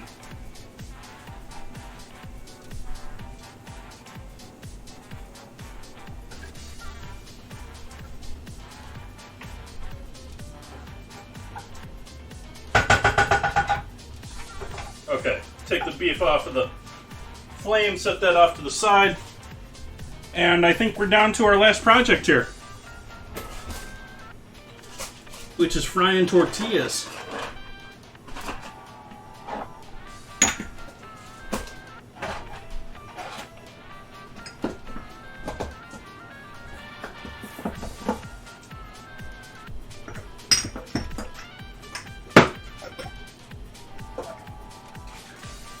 It's got too much stuff in here now.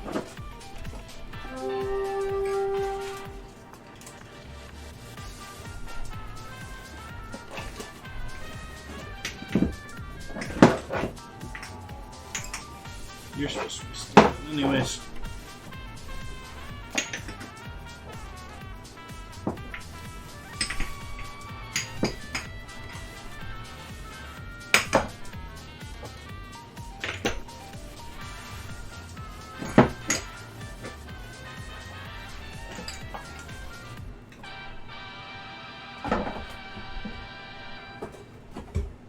What's that doing up there too? Reorganizing my spice drawer here. Sorry, folks. Taking a second and making sure that it's been bothering me. If you haven't caught that in the last couple of streams, it's been irritating how jam-packed it's full of miscellaneous stuff and causing issues.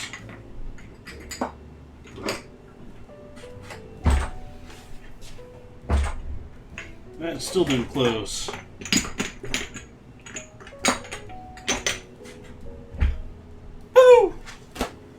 Okay, oil. We need to be frying.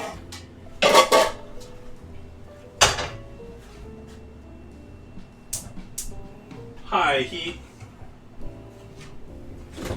Oops. That is over here because I just filtered that earlier.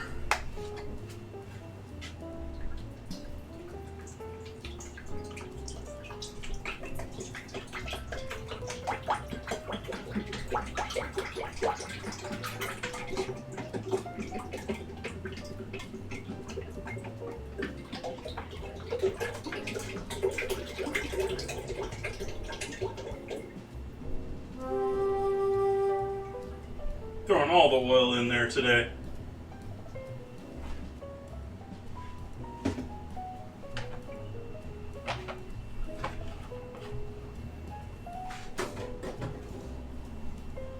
So this is the same oil I used last night, for anyone curious.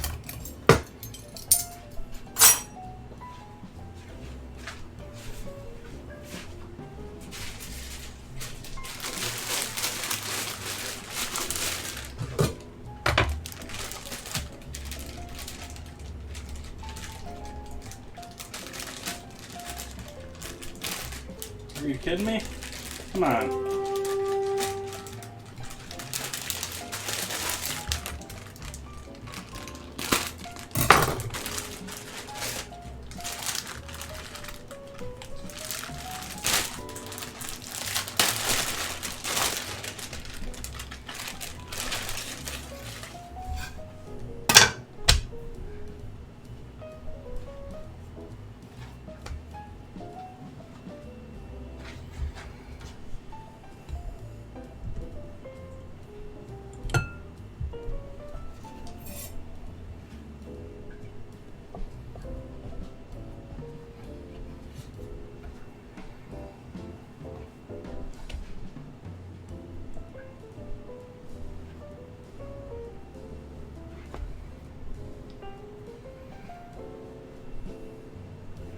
Do quarters.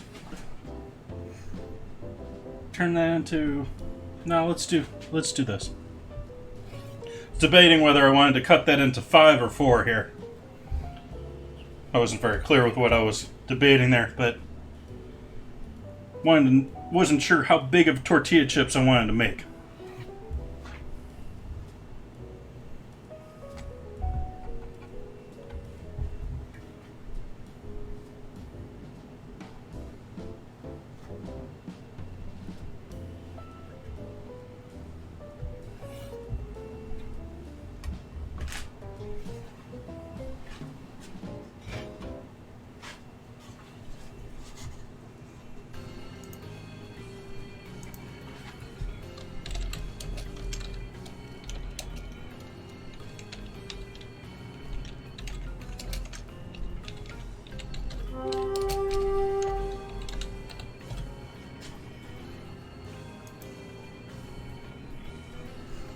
Seeing what a proper oil temp here is for this.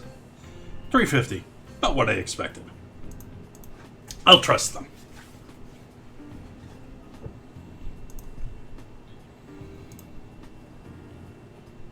I do have to say that pancake batter turned out amazing last night.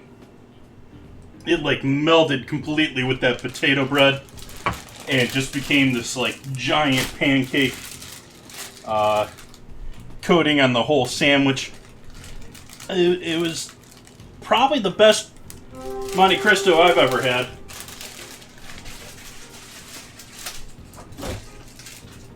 It was mighty tasty.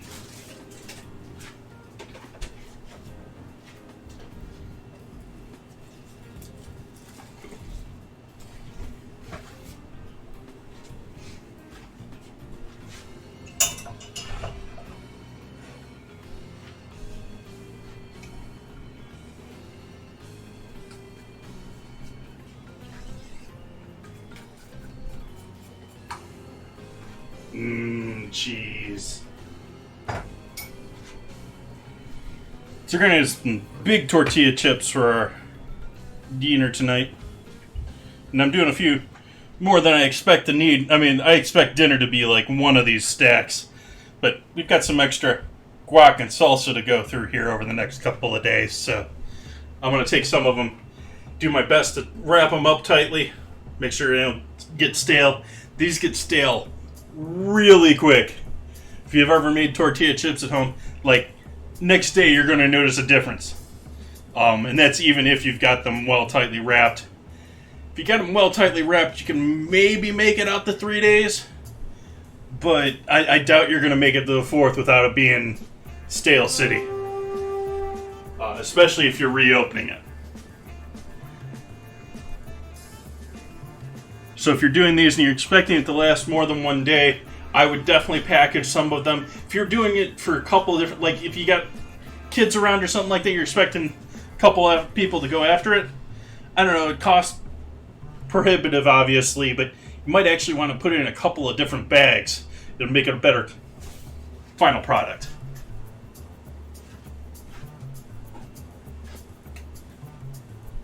That way, when someone grabs a bag, they're not opening all of them.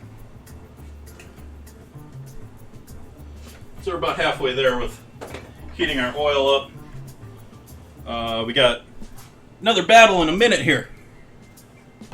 Last minute, get units on the battlefield. Maybe 30 seconds left.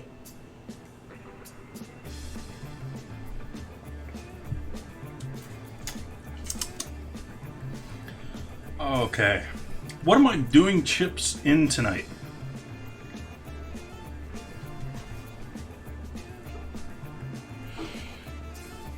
What the heck am I going to do chips in?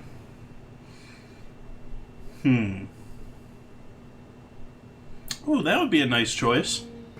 Maybe we'll try new bowls. We'll use salad bowls. That'll work.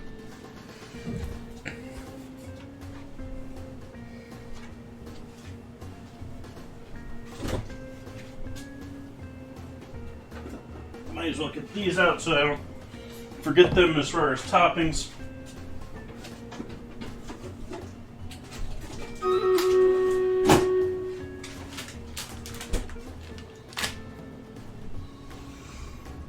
Bottle.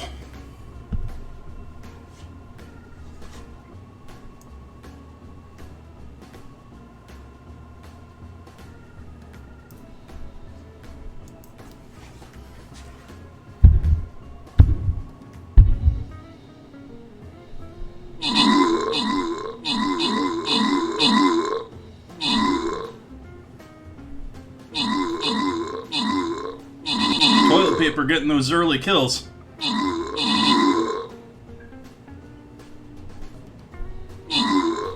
And still doing it.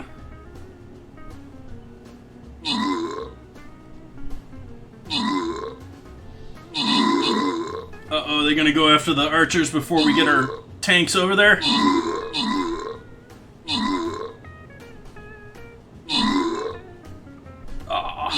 No problem.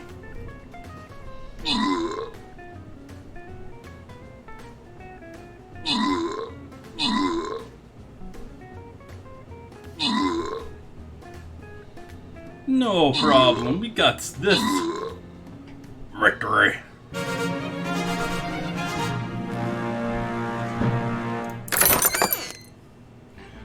Dynamo getting those kills. Oh, he knocked toilet paper off the top of the heap there. Toilet paper getting the assists. Sir Finder? Stream Raider Schreinder? We giving a bot a bunch of gold? I don't know. If you're not a bot, glad to have you. And McMargo getting a couple of scrolls there as well. And that wasn't even the gold chest. Giving 50 gold away, not even a gold chest battle. Ooh, we got all sorts of stuff to kill on this one. I think I'm going to put out... Ooh, where's my... I can't do my Centurion. Let's do a monk. Put a monk down here.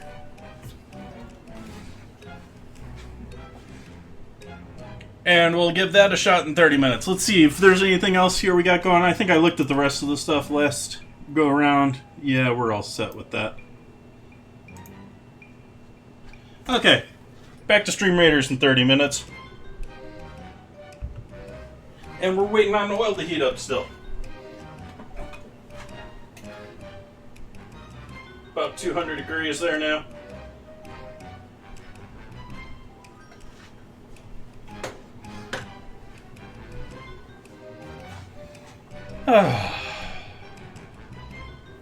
Just relax.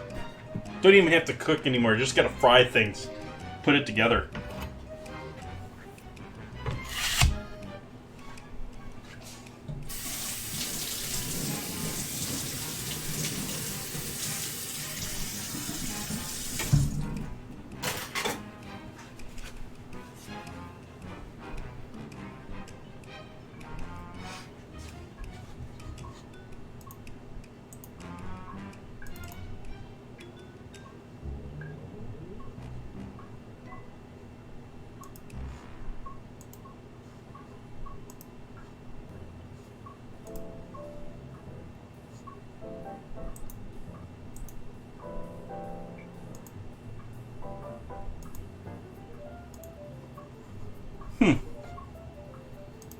All fun. All sorts of interesting people in chat tonight.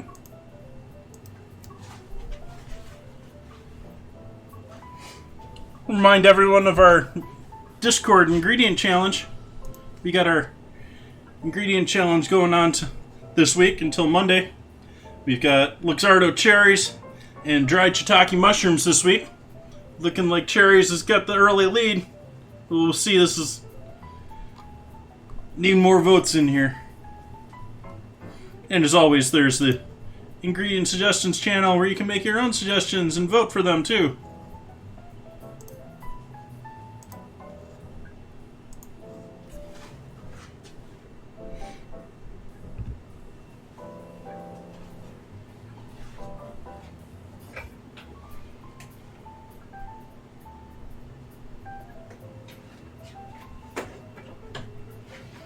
Was watching as usual, watching Formula One this morning, or watching the replay this morning.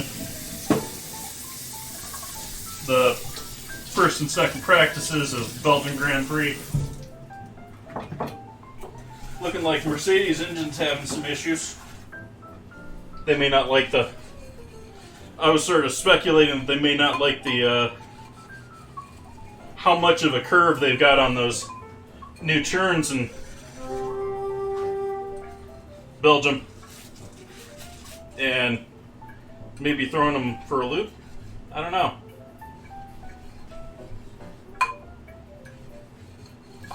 Because after all, even though they say a Formula One car with the downforce could drive upside down, that isn't true for all the fluids in the engine.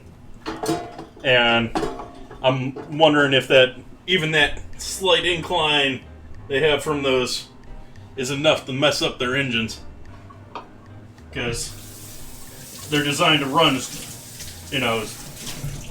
fast as possible. So they're not putting safety measures in there that would put in a normal engine against being at angles and stuff.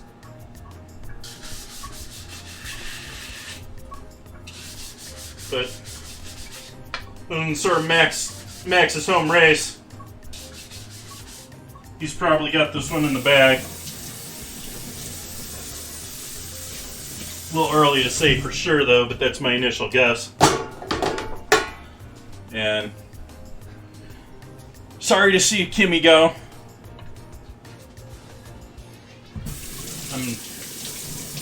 He was one of the more interesting characters, and I do mean character, on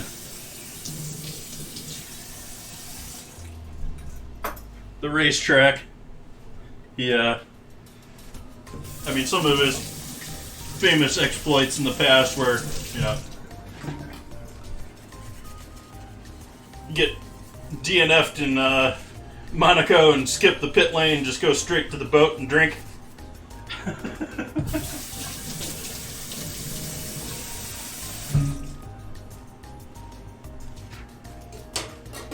He didn't like the media much, which I appreciated. He always gave the media a hard time.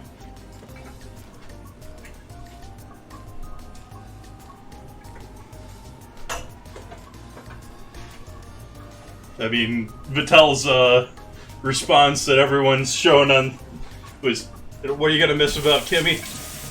The silence of him not responding to media.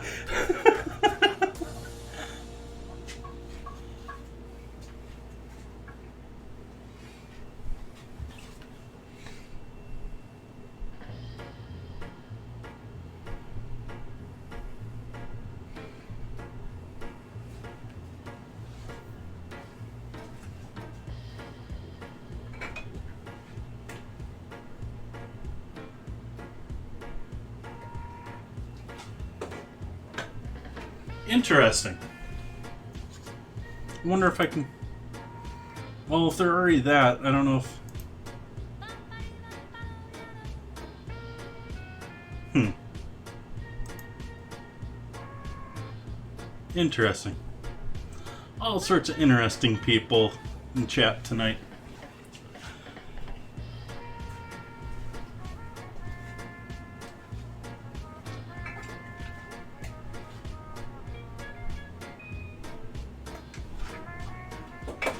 260. Another 70 to go here. Or 90. Huh. I don't have any simple syrup made up, which is my quandary for making margarita. Let's do that while we're waiting. Let's make a little simple syrup. Just a little.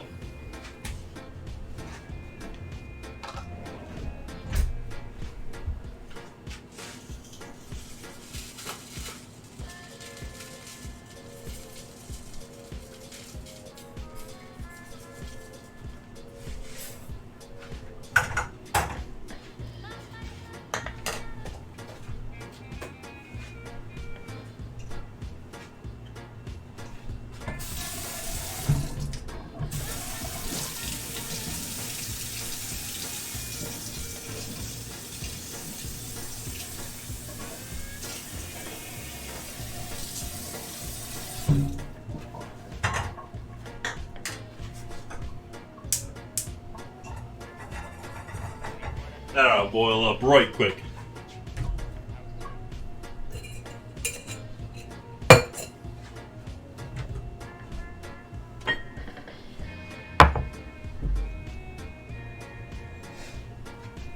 Do I even have tequila? Keep forgetting. I know I'm running low here. Oh, okay.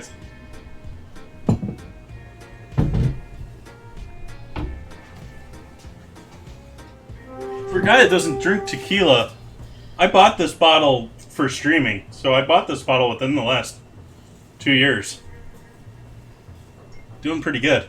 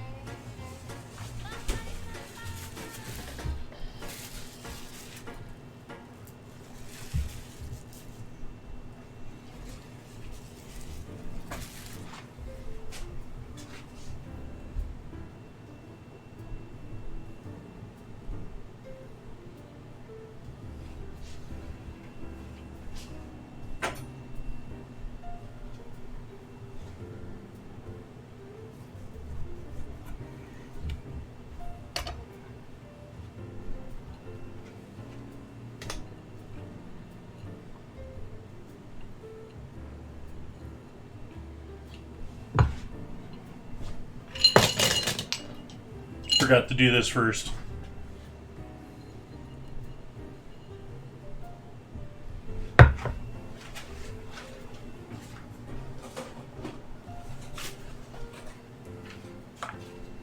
Gotta salt the rim.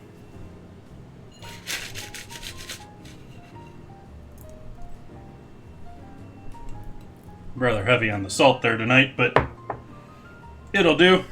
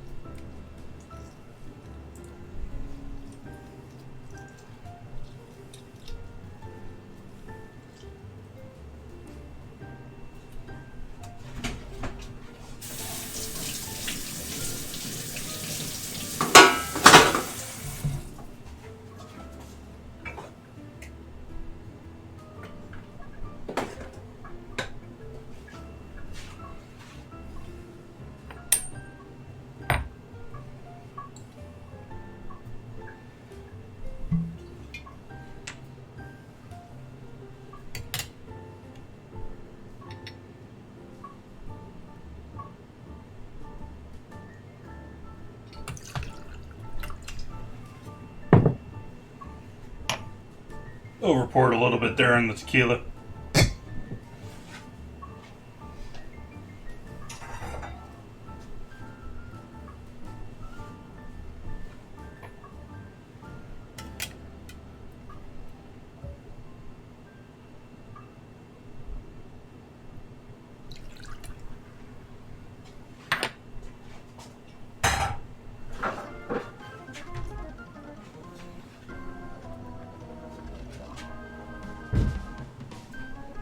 Grand Marnier.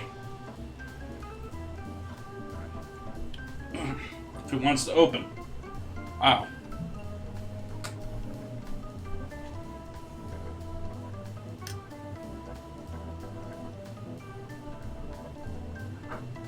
Getting the last legs of this bottle, too. Oh.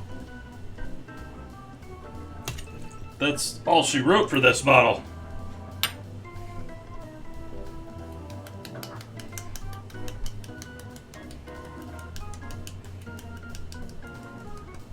Everyone give a salute to the bottle of Grand Marnier we're putting to bed tonight.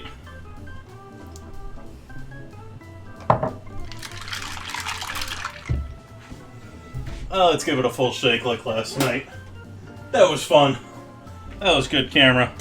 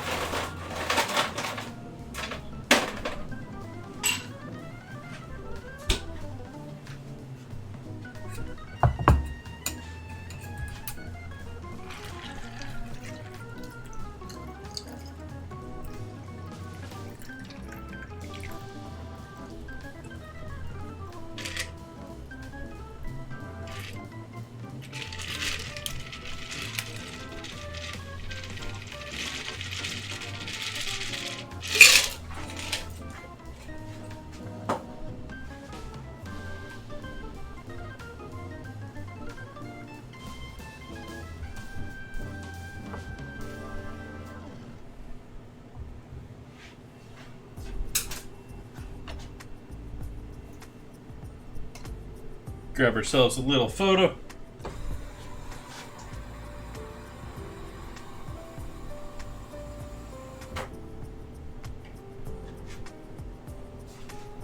One moment.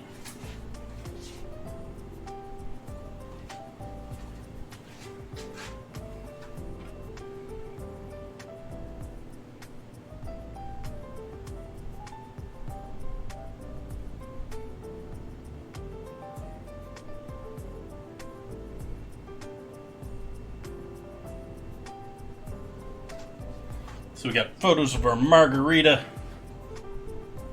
Cheers, folks. Hope you're having a start to a great weekend.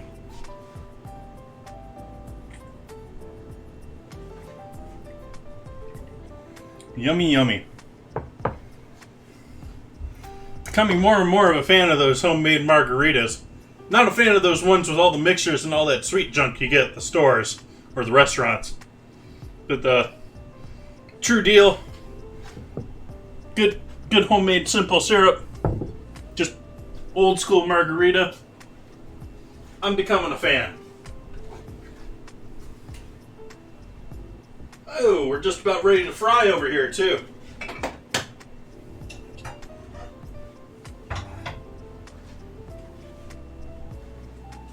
What am I going to do with the last of this simple syrup?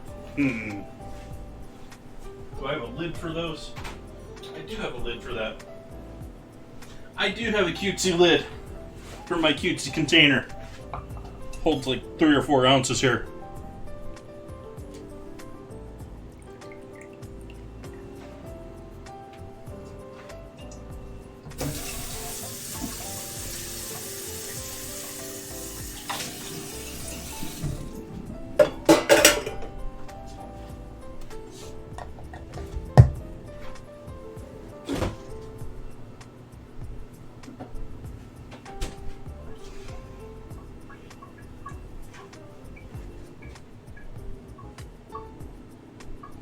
And we need somewhere to put all these chips. It's going to be somewhat dry and welcoming.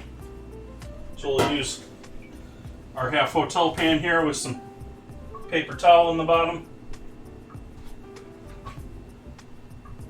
Be a good place where you can do some easy seasoning as they come out. So just half hotel pan, little paper towel.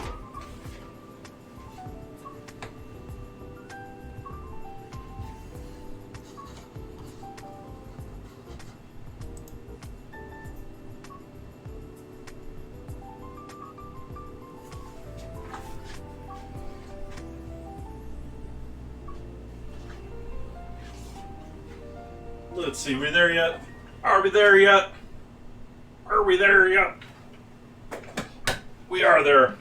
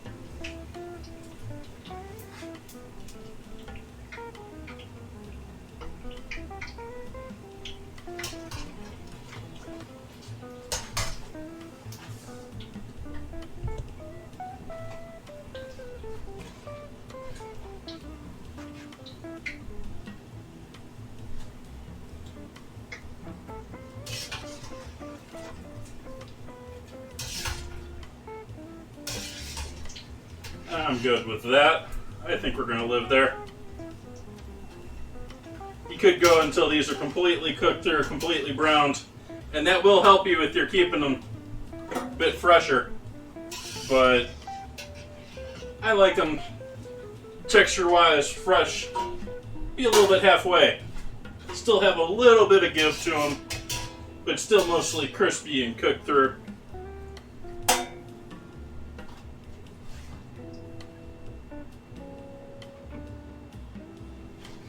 I'm going to hit them with a bit of fresh salt.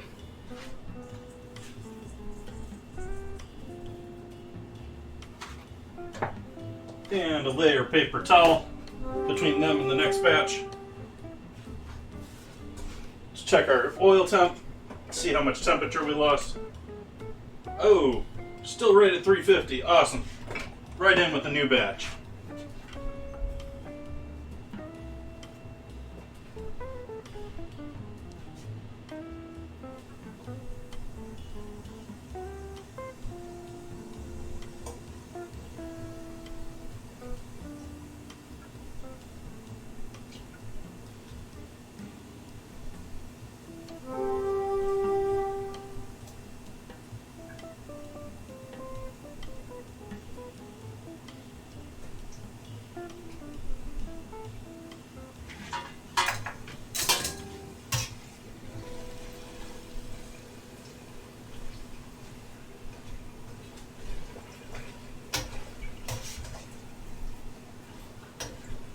You do want to keep them moving around a bit, especially when you first get started with them, because they will stick to each other. That's also why I'm carefully putting them in the oil one by one, even though it means some of them are going to be slightly more cooked than others.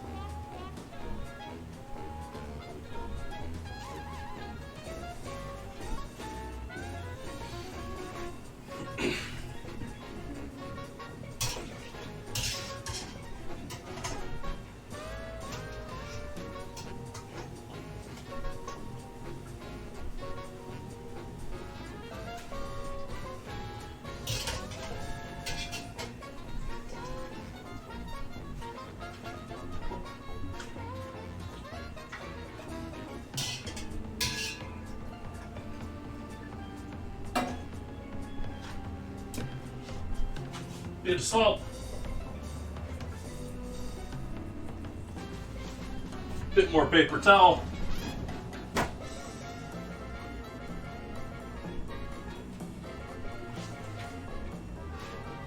And another batch of tortillas. Let's see what our oil temp is at. We lost temp, or we're still there.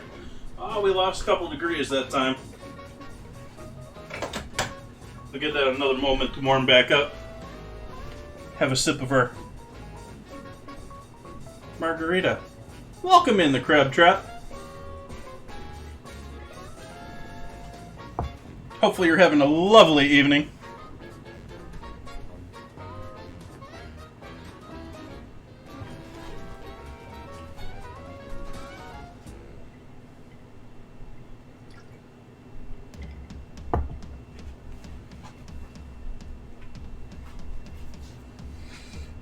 Tempted to put more bitters in this too. I'm wanting to put bitters in all my drinks now, but I'm gonna hold off on that.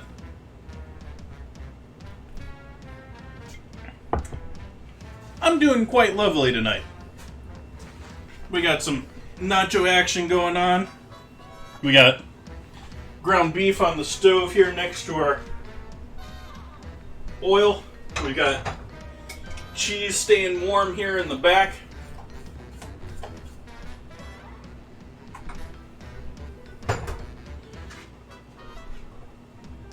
And we're working on frying up some potato chips, or some tortilla chips. We got some fresh salsa. Got some fresh guac to go with it. And we got our toppings along with all of our other goodies. Sour cream, cream cheese, or sour cream, jalapenos that have been cured, fermented, cured, probiotic jalapenos, and some cheddar cheese. Top it off.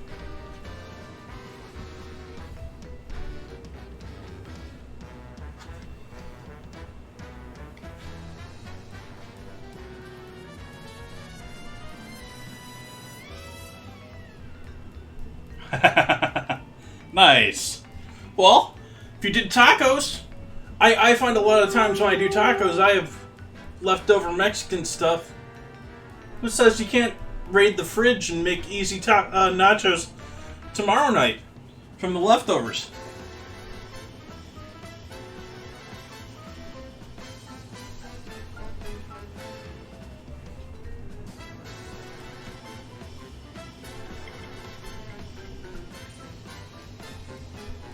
Awesome.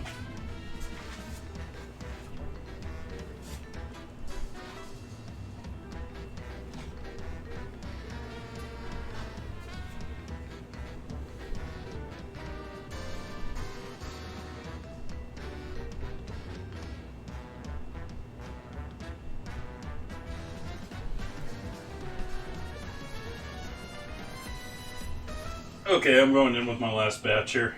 Not testing the oil, I'm just trusting it to cook, and it was only 10 to 20 degrees off anyways. Yeah, I'll trust it. It's gonna get fried anyways.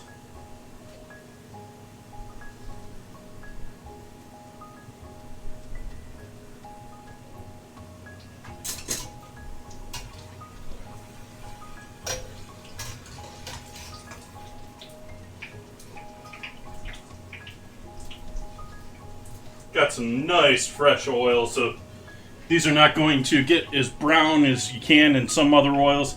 The older your oil gets, the more color you're going to get easier on things.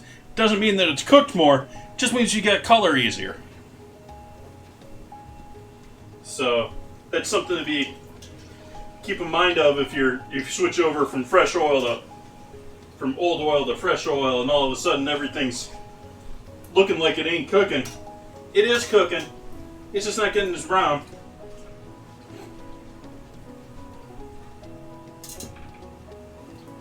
That's because all the particulate and all the stuff that you get in there from cooking earlier helps that stuff brown quicker.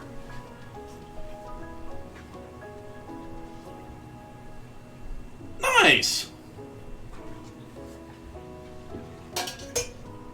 There's all sorts of lovely oils out there. That's actually something that I wish I have explored a bit more than I have in this area. Is we have lots of good oil makers out here too. Going a little bit darker with this batch than the first two. Not by much, but a little bit. And again, like I said, I'm sort of par cooking. I'm frying these until they're somewhat crispy, but I'm not going as deep as I could because I still want a little soft, a little give, make them seem like a fresh tortilla too when I go to eat them here at home. But as I said earlier, this is also going to make them not last nearly as long. They are not going to be as nice, but home fried, as I said, you're lucky if you're going to get 4 days out of it anyways.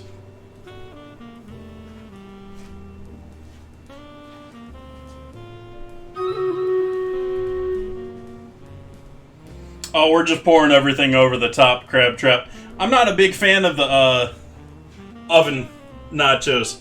Mostly because I think it should be a cheddar. I think nachos need nacho sauce. It could be homemade nacho sauce. It doesn't have to be the neon orange from a can. But I just can't do... I mean, I'm going to put some cheddar over the top of it. But if that's the primary... that isn't nachos to me. That's sad comparison.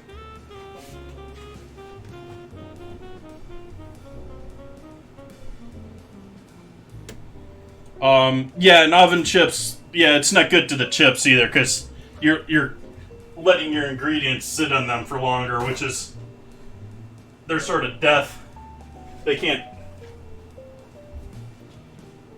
sit there and allow to absorb all the stuff while they sit in the oven. It's not a good thing.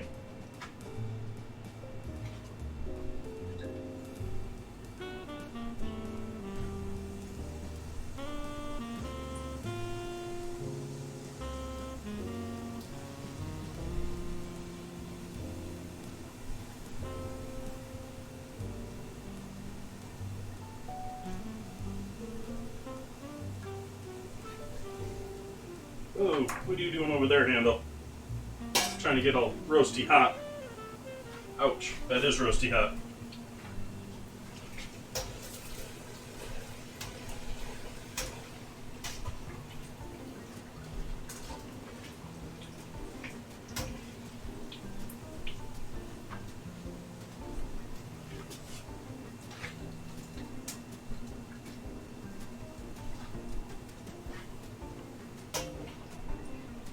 And also, for anyone just joining in, this is the same oil I was using last night for that Monte Cristo. And as you can see, it's already picked up a little bit of color.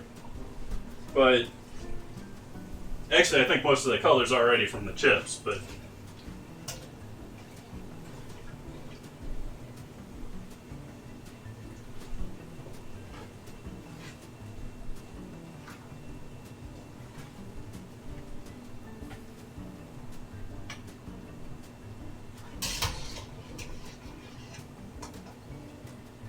surprised that didn't mark it.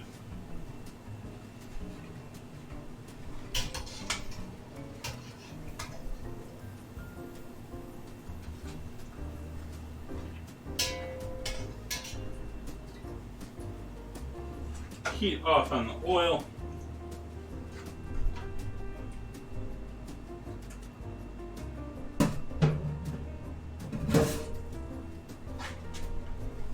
Okay. And it's building time here. But I think it's battle time first. I think we're going to do our battle. We're going to make our nachos. Then we're going to call it a night.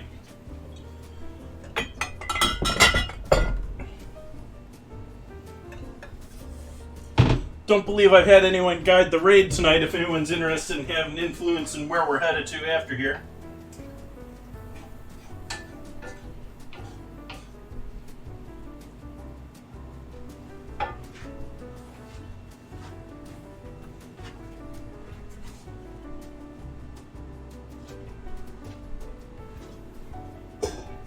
Yeah, I'm not gonna Prescott. I want to put him there for the show, but let's do our battle. Off the battle.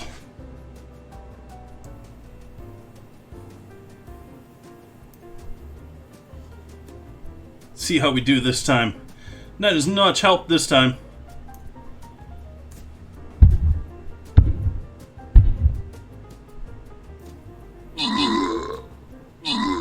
Uh-oh. Forces are split. That archer's gonna die quick here. Uh-oh. Now my monk's split. This isn't looking good, folks. I don't know that we have this. Boo. Boo. No.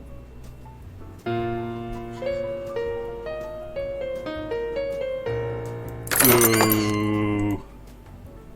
Boos in chat. F's in chat.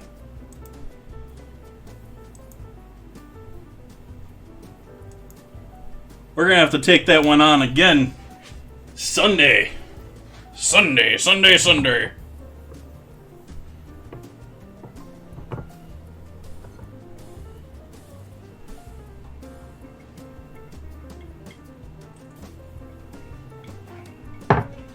Okay. So, nacho building time. Or do I want to go with... Yep. We're going with the big square plate. We got our big...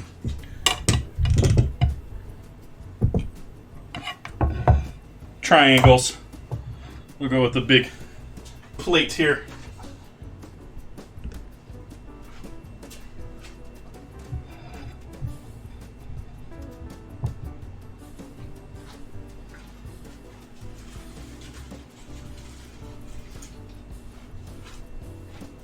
Ooh, still warm.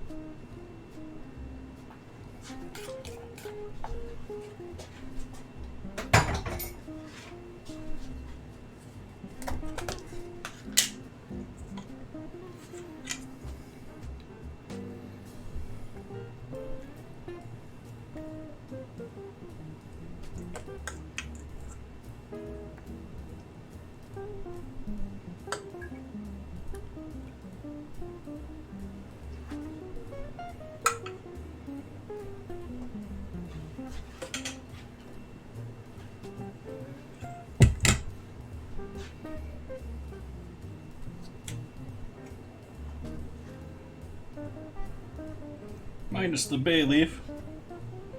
Don't need the bay leaf in there.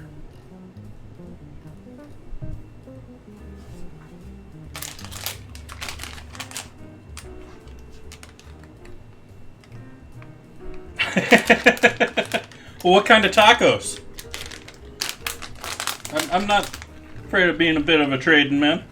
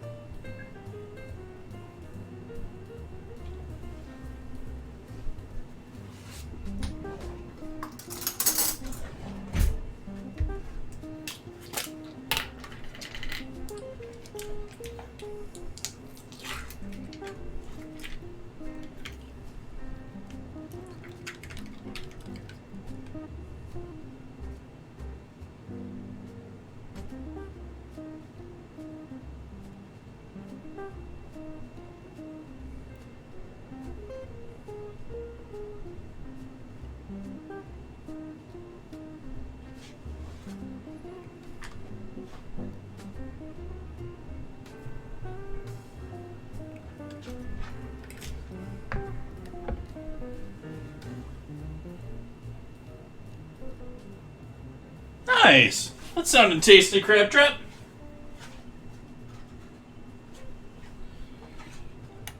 But you were probably thinking that was just the whole thing. I'm just getting started.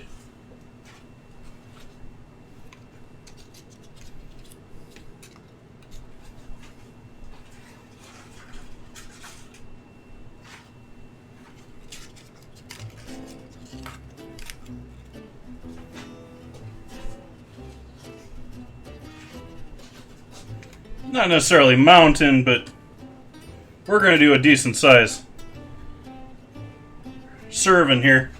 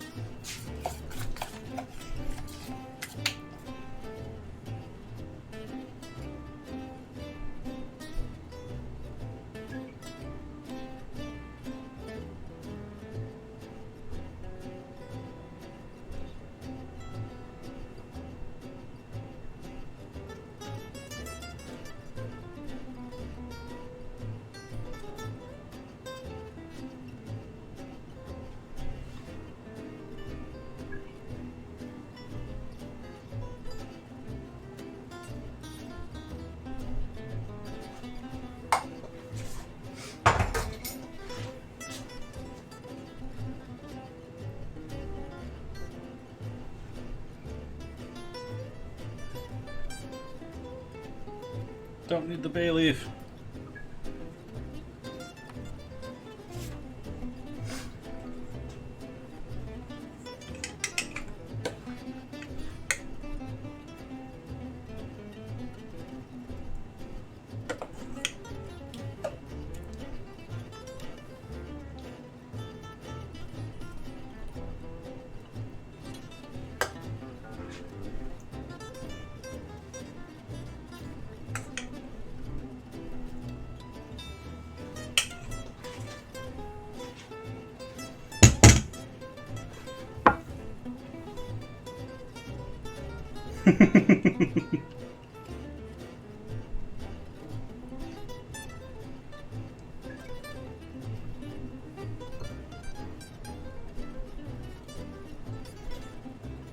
Well, I haven't pulled this one out in a little while. If you build a reliable transporter, you put my name on that patent, I'll make you anything you want.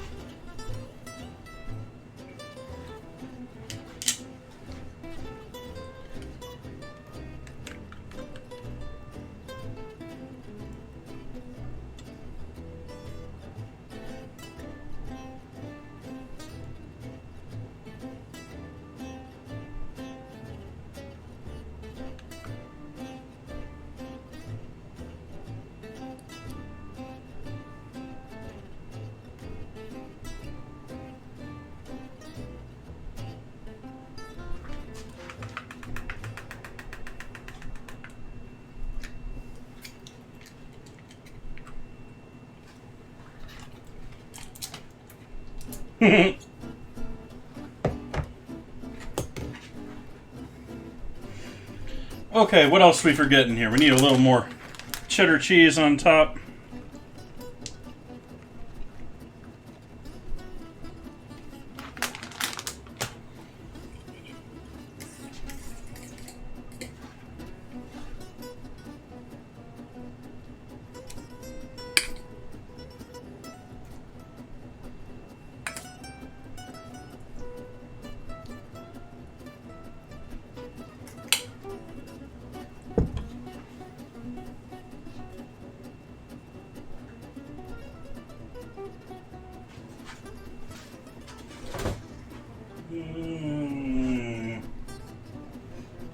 Now we'll skip that. What else can we throw in here?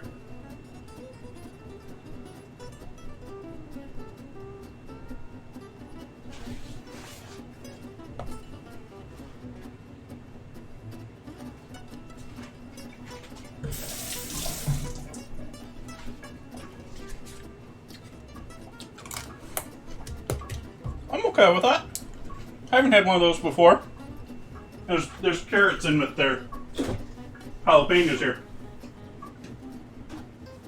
I didn't want to put them in this deliciousness, but yeah. Let's get a quick photo of this so it doesn't get all soggy before I can eat it all.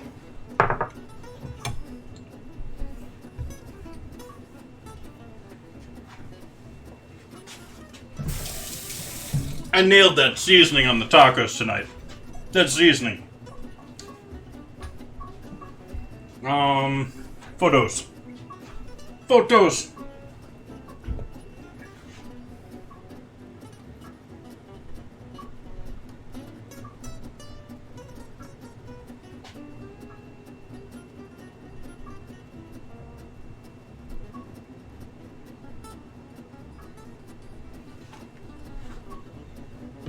Awesome.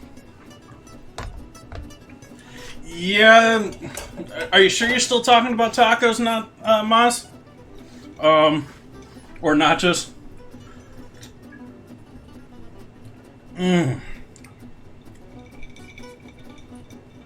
Cheers.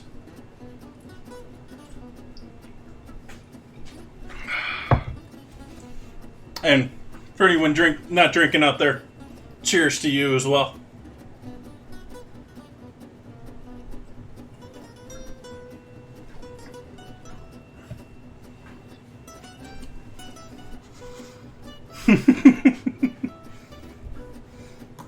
Awesome.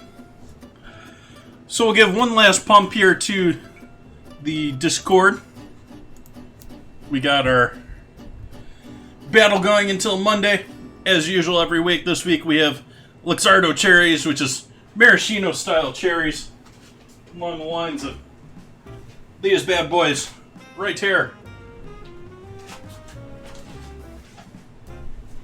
These. And dried shiitake mushrooms, which are very umami-packed mushroom.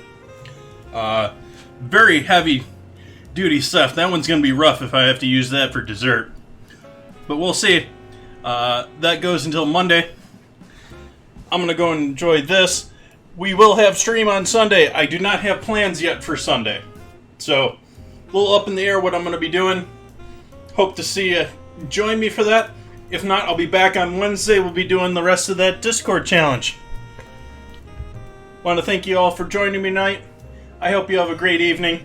We didn't have anyone guide the raid tonight, so I think we're gonna. Oh, let's see if we got anyone. Let's see if we can pass this off to say like Rhino. Let's see who's on and streaming tonight. Oh, okay. Yeah, we can throw this over to the Rhino.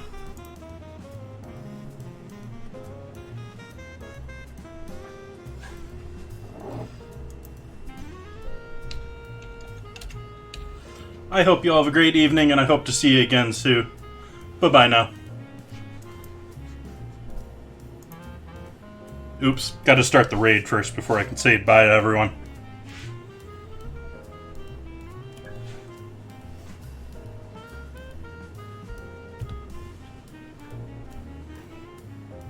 Okay, once again, good night everyone. Hope you enjoy hanging out with Rhino.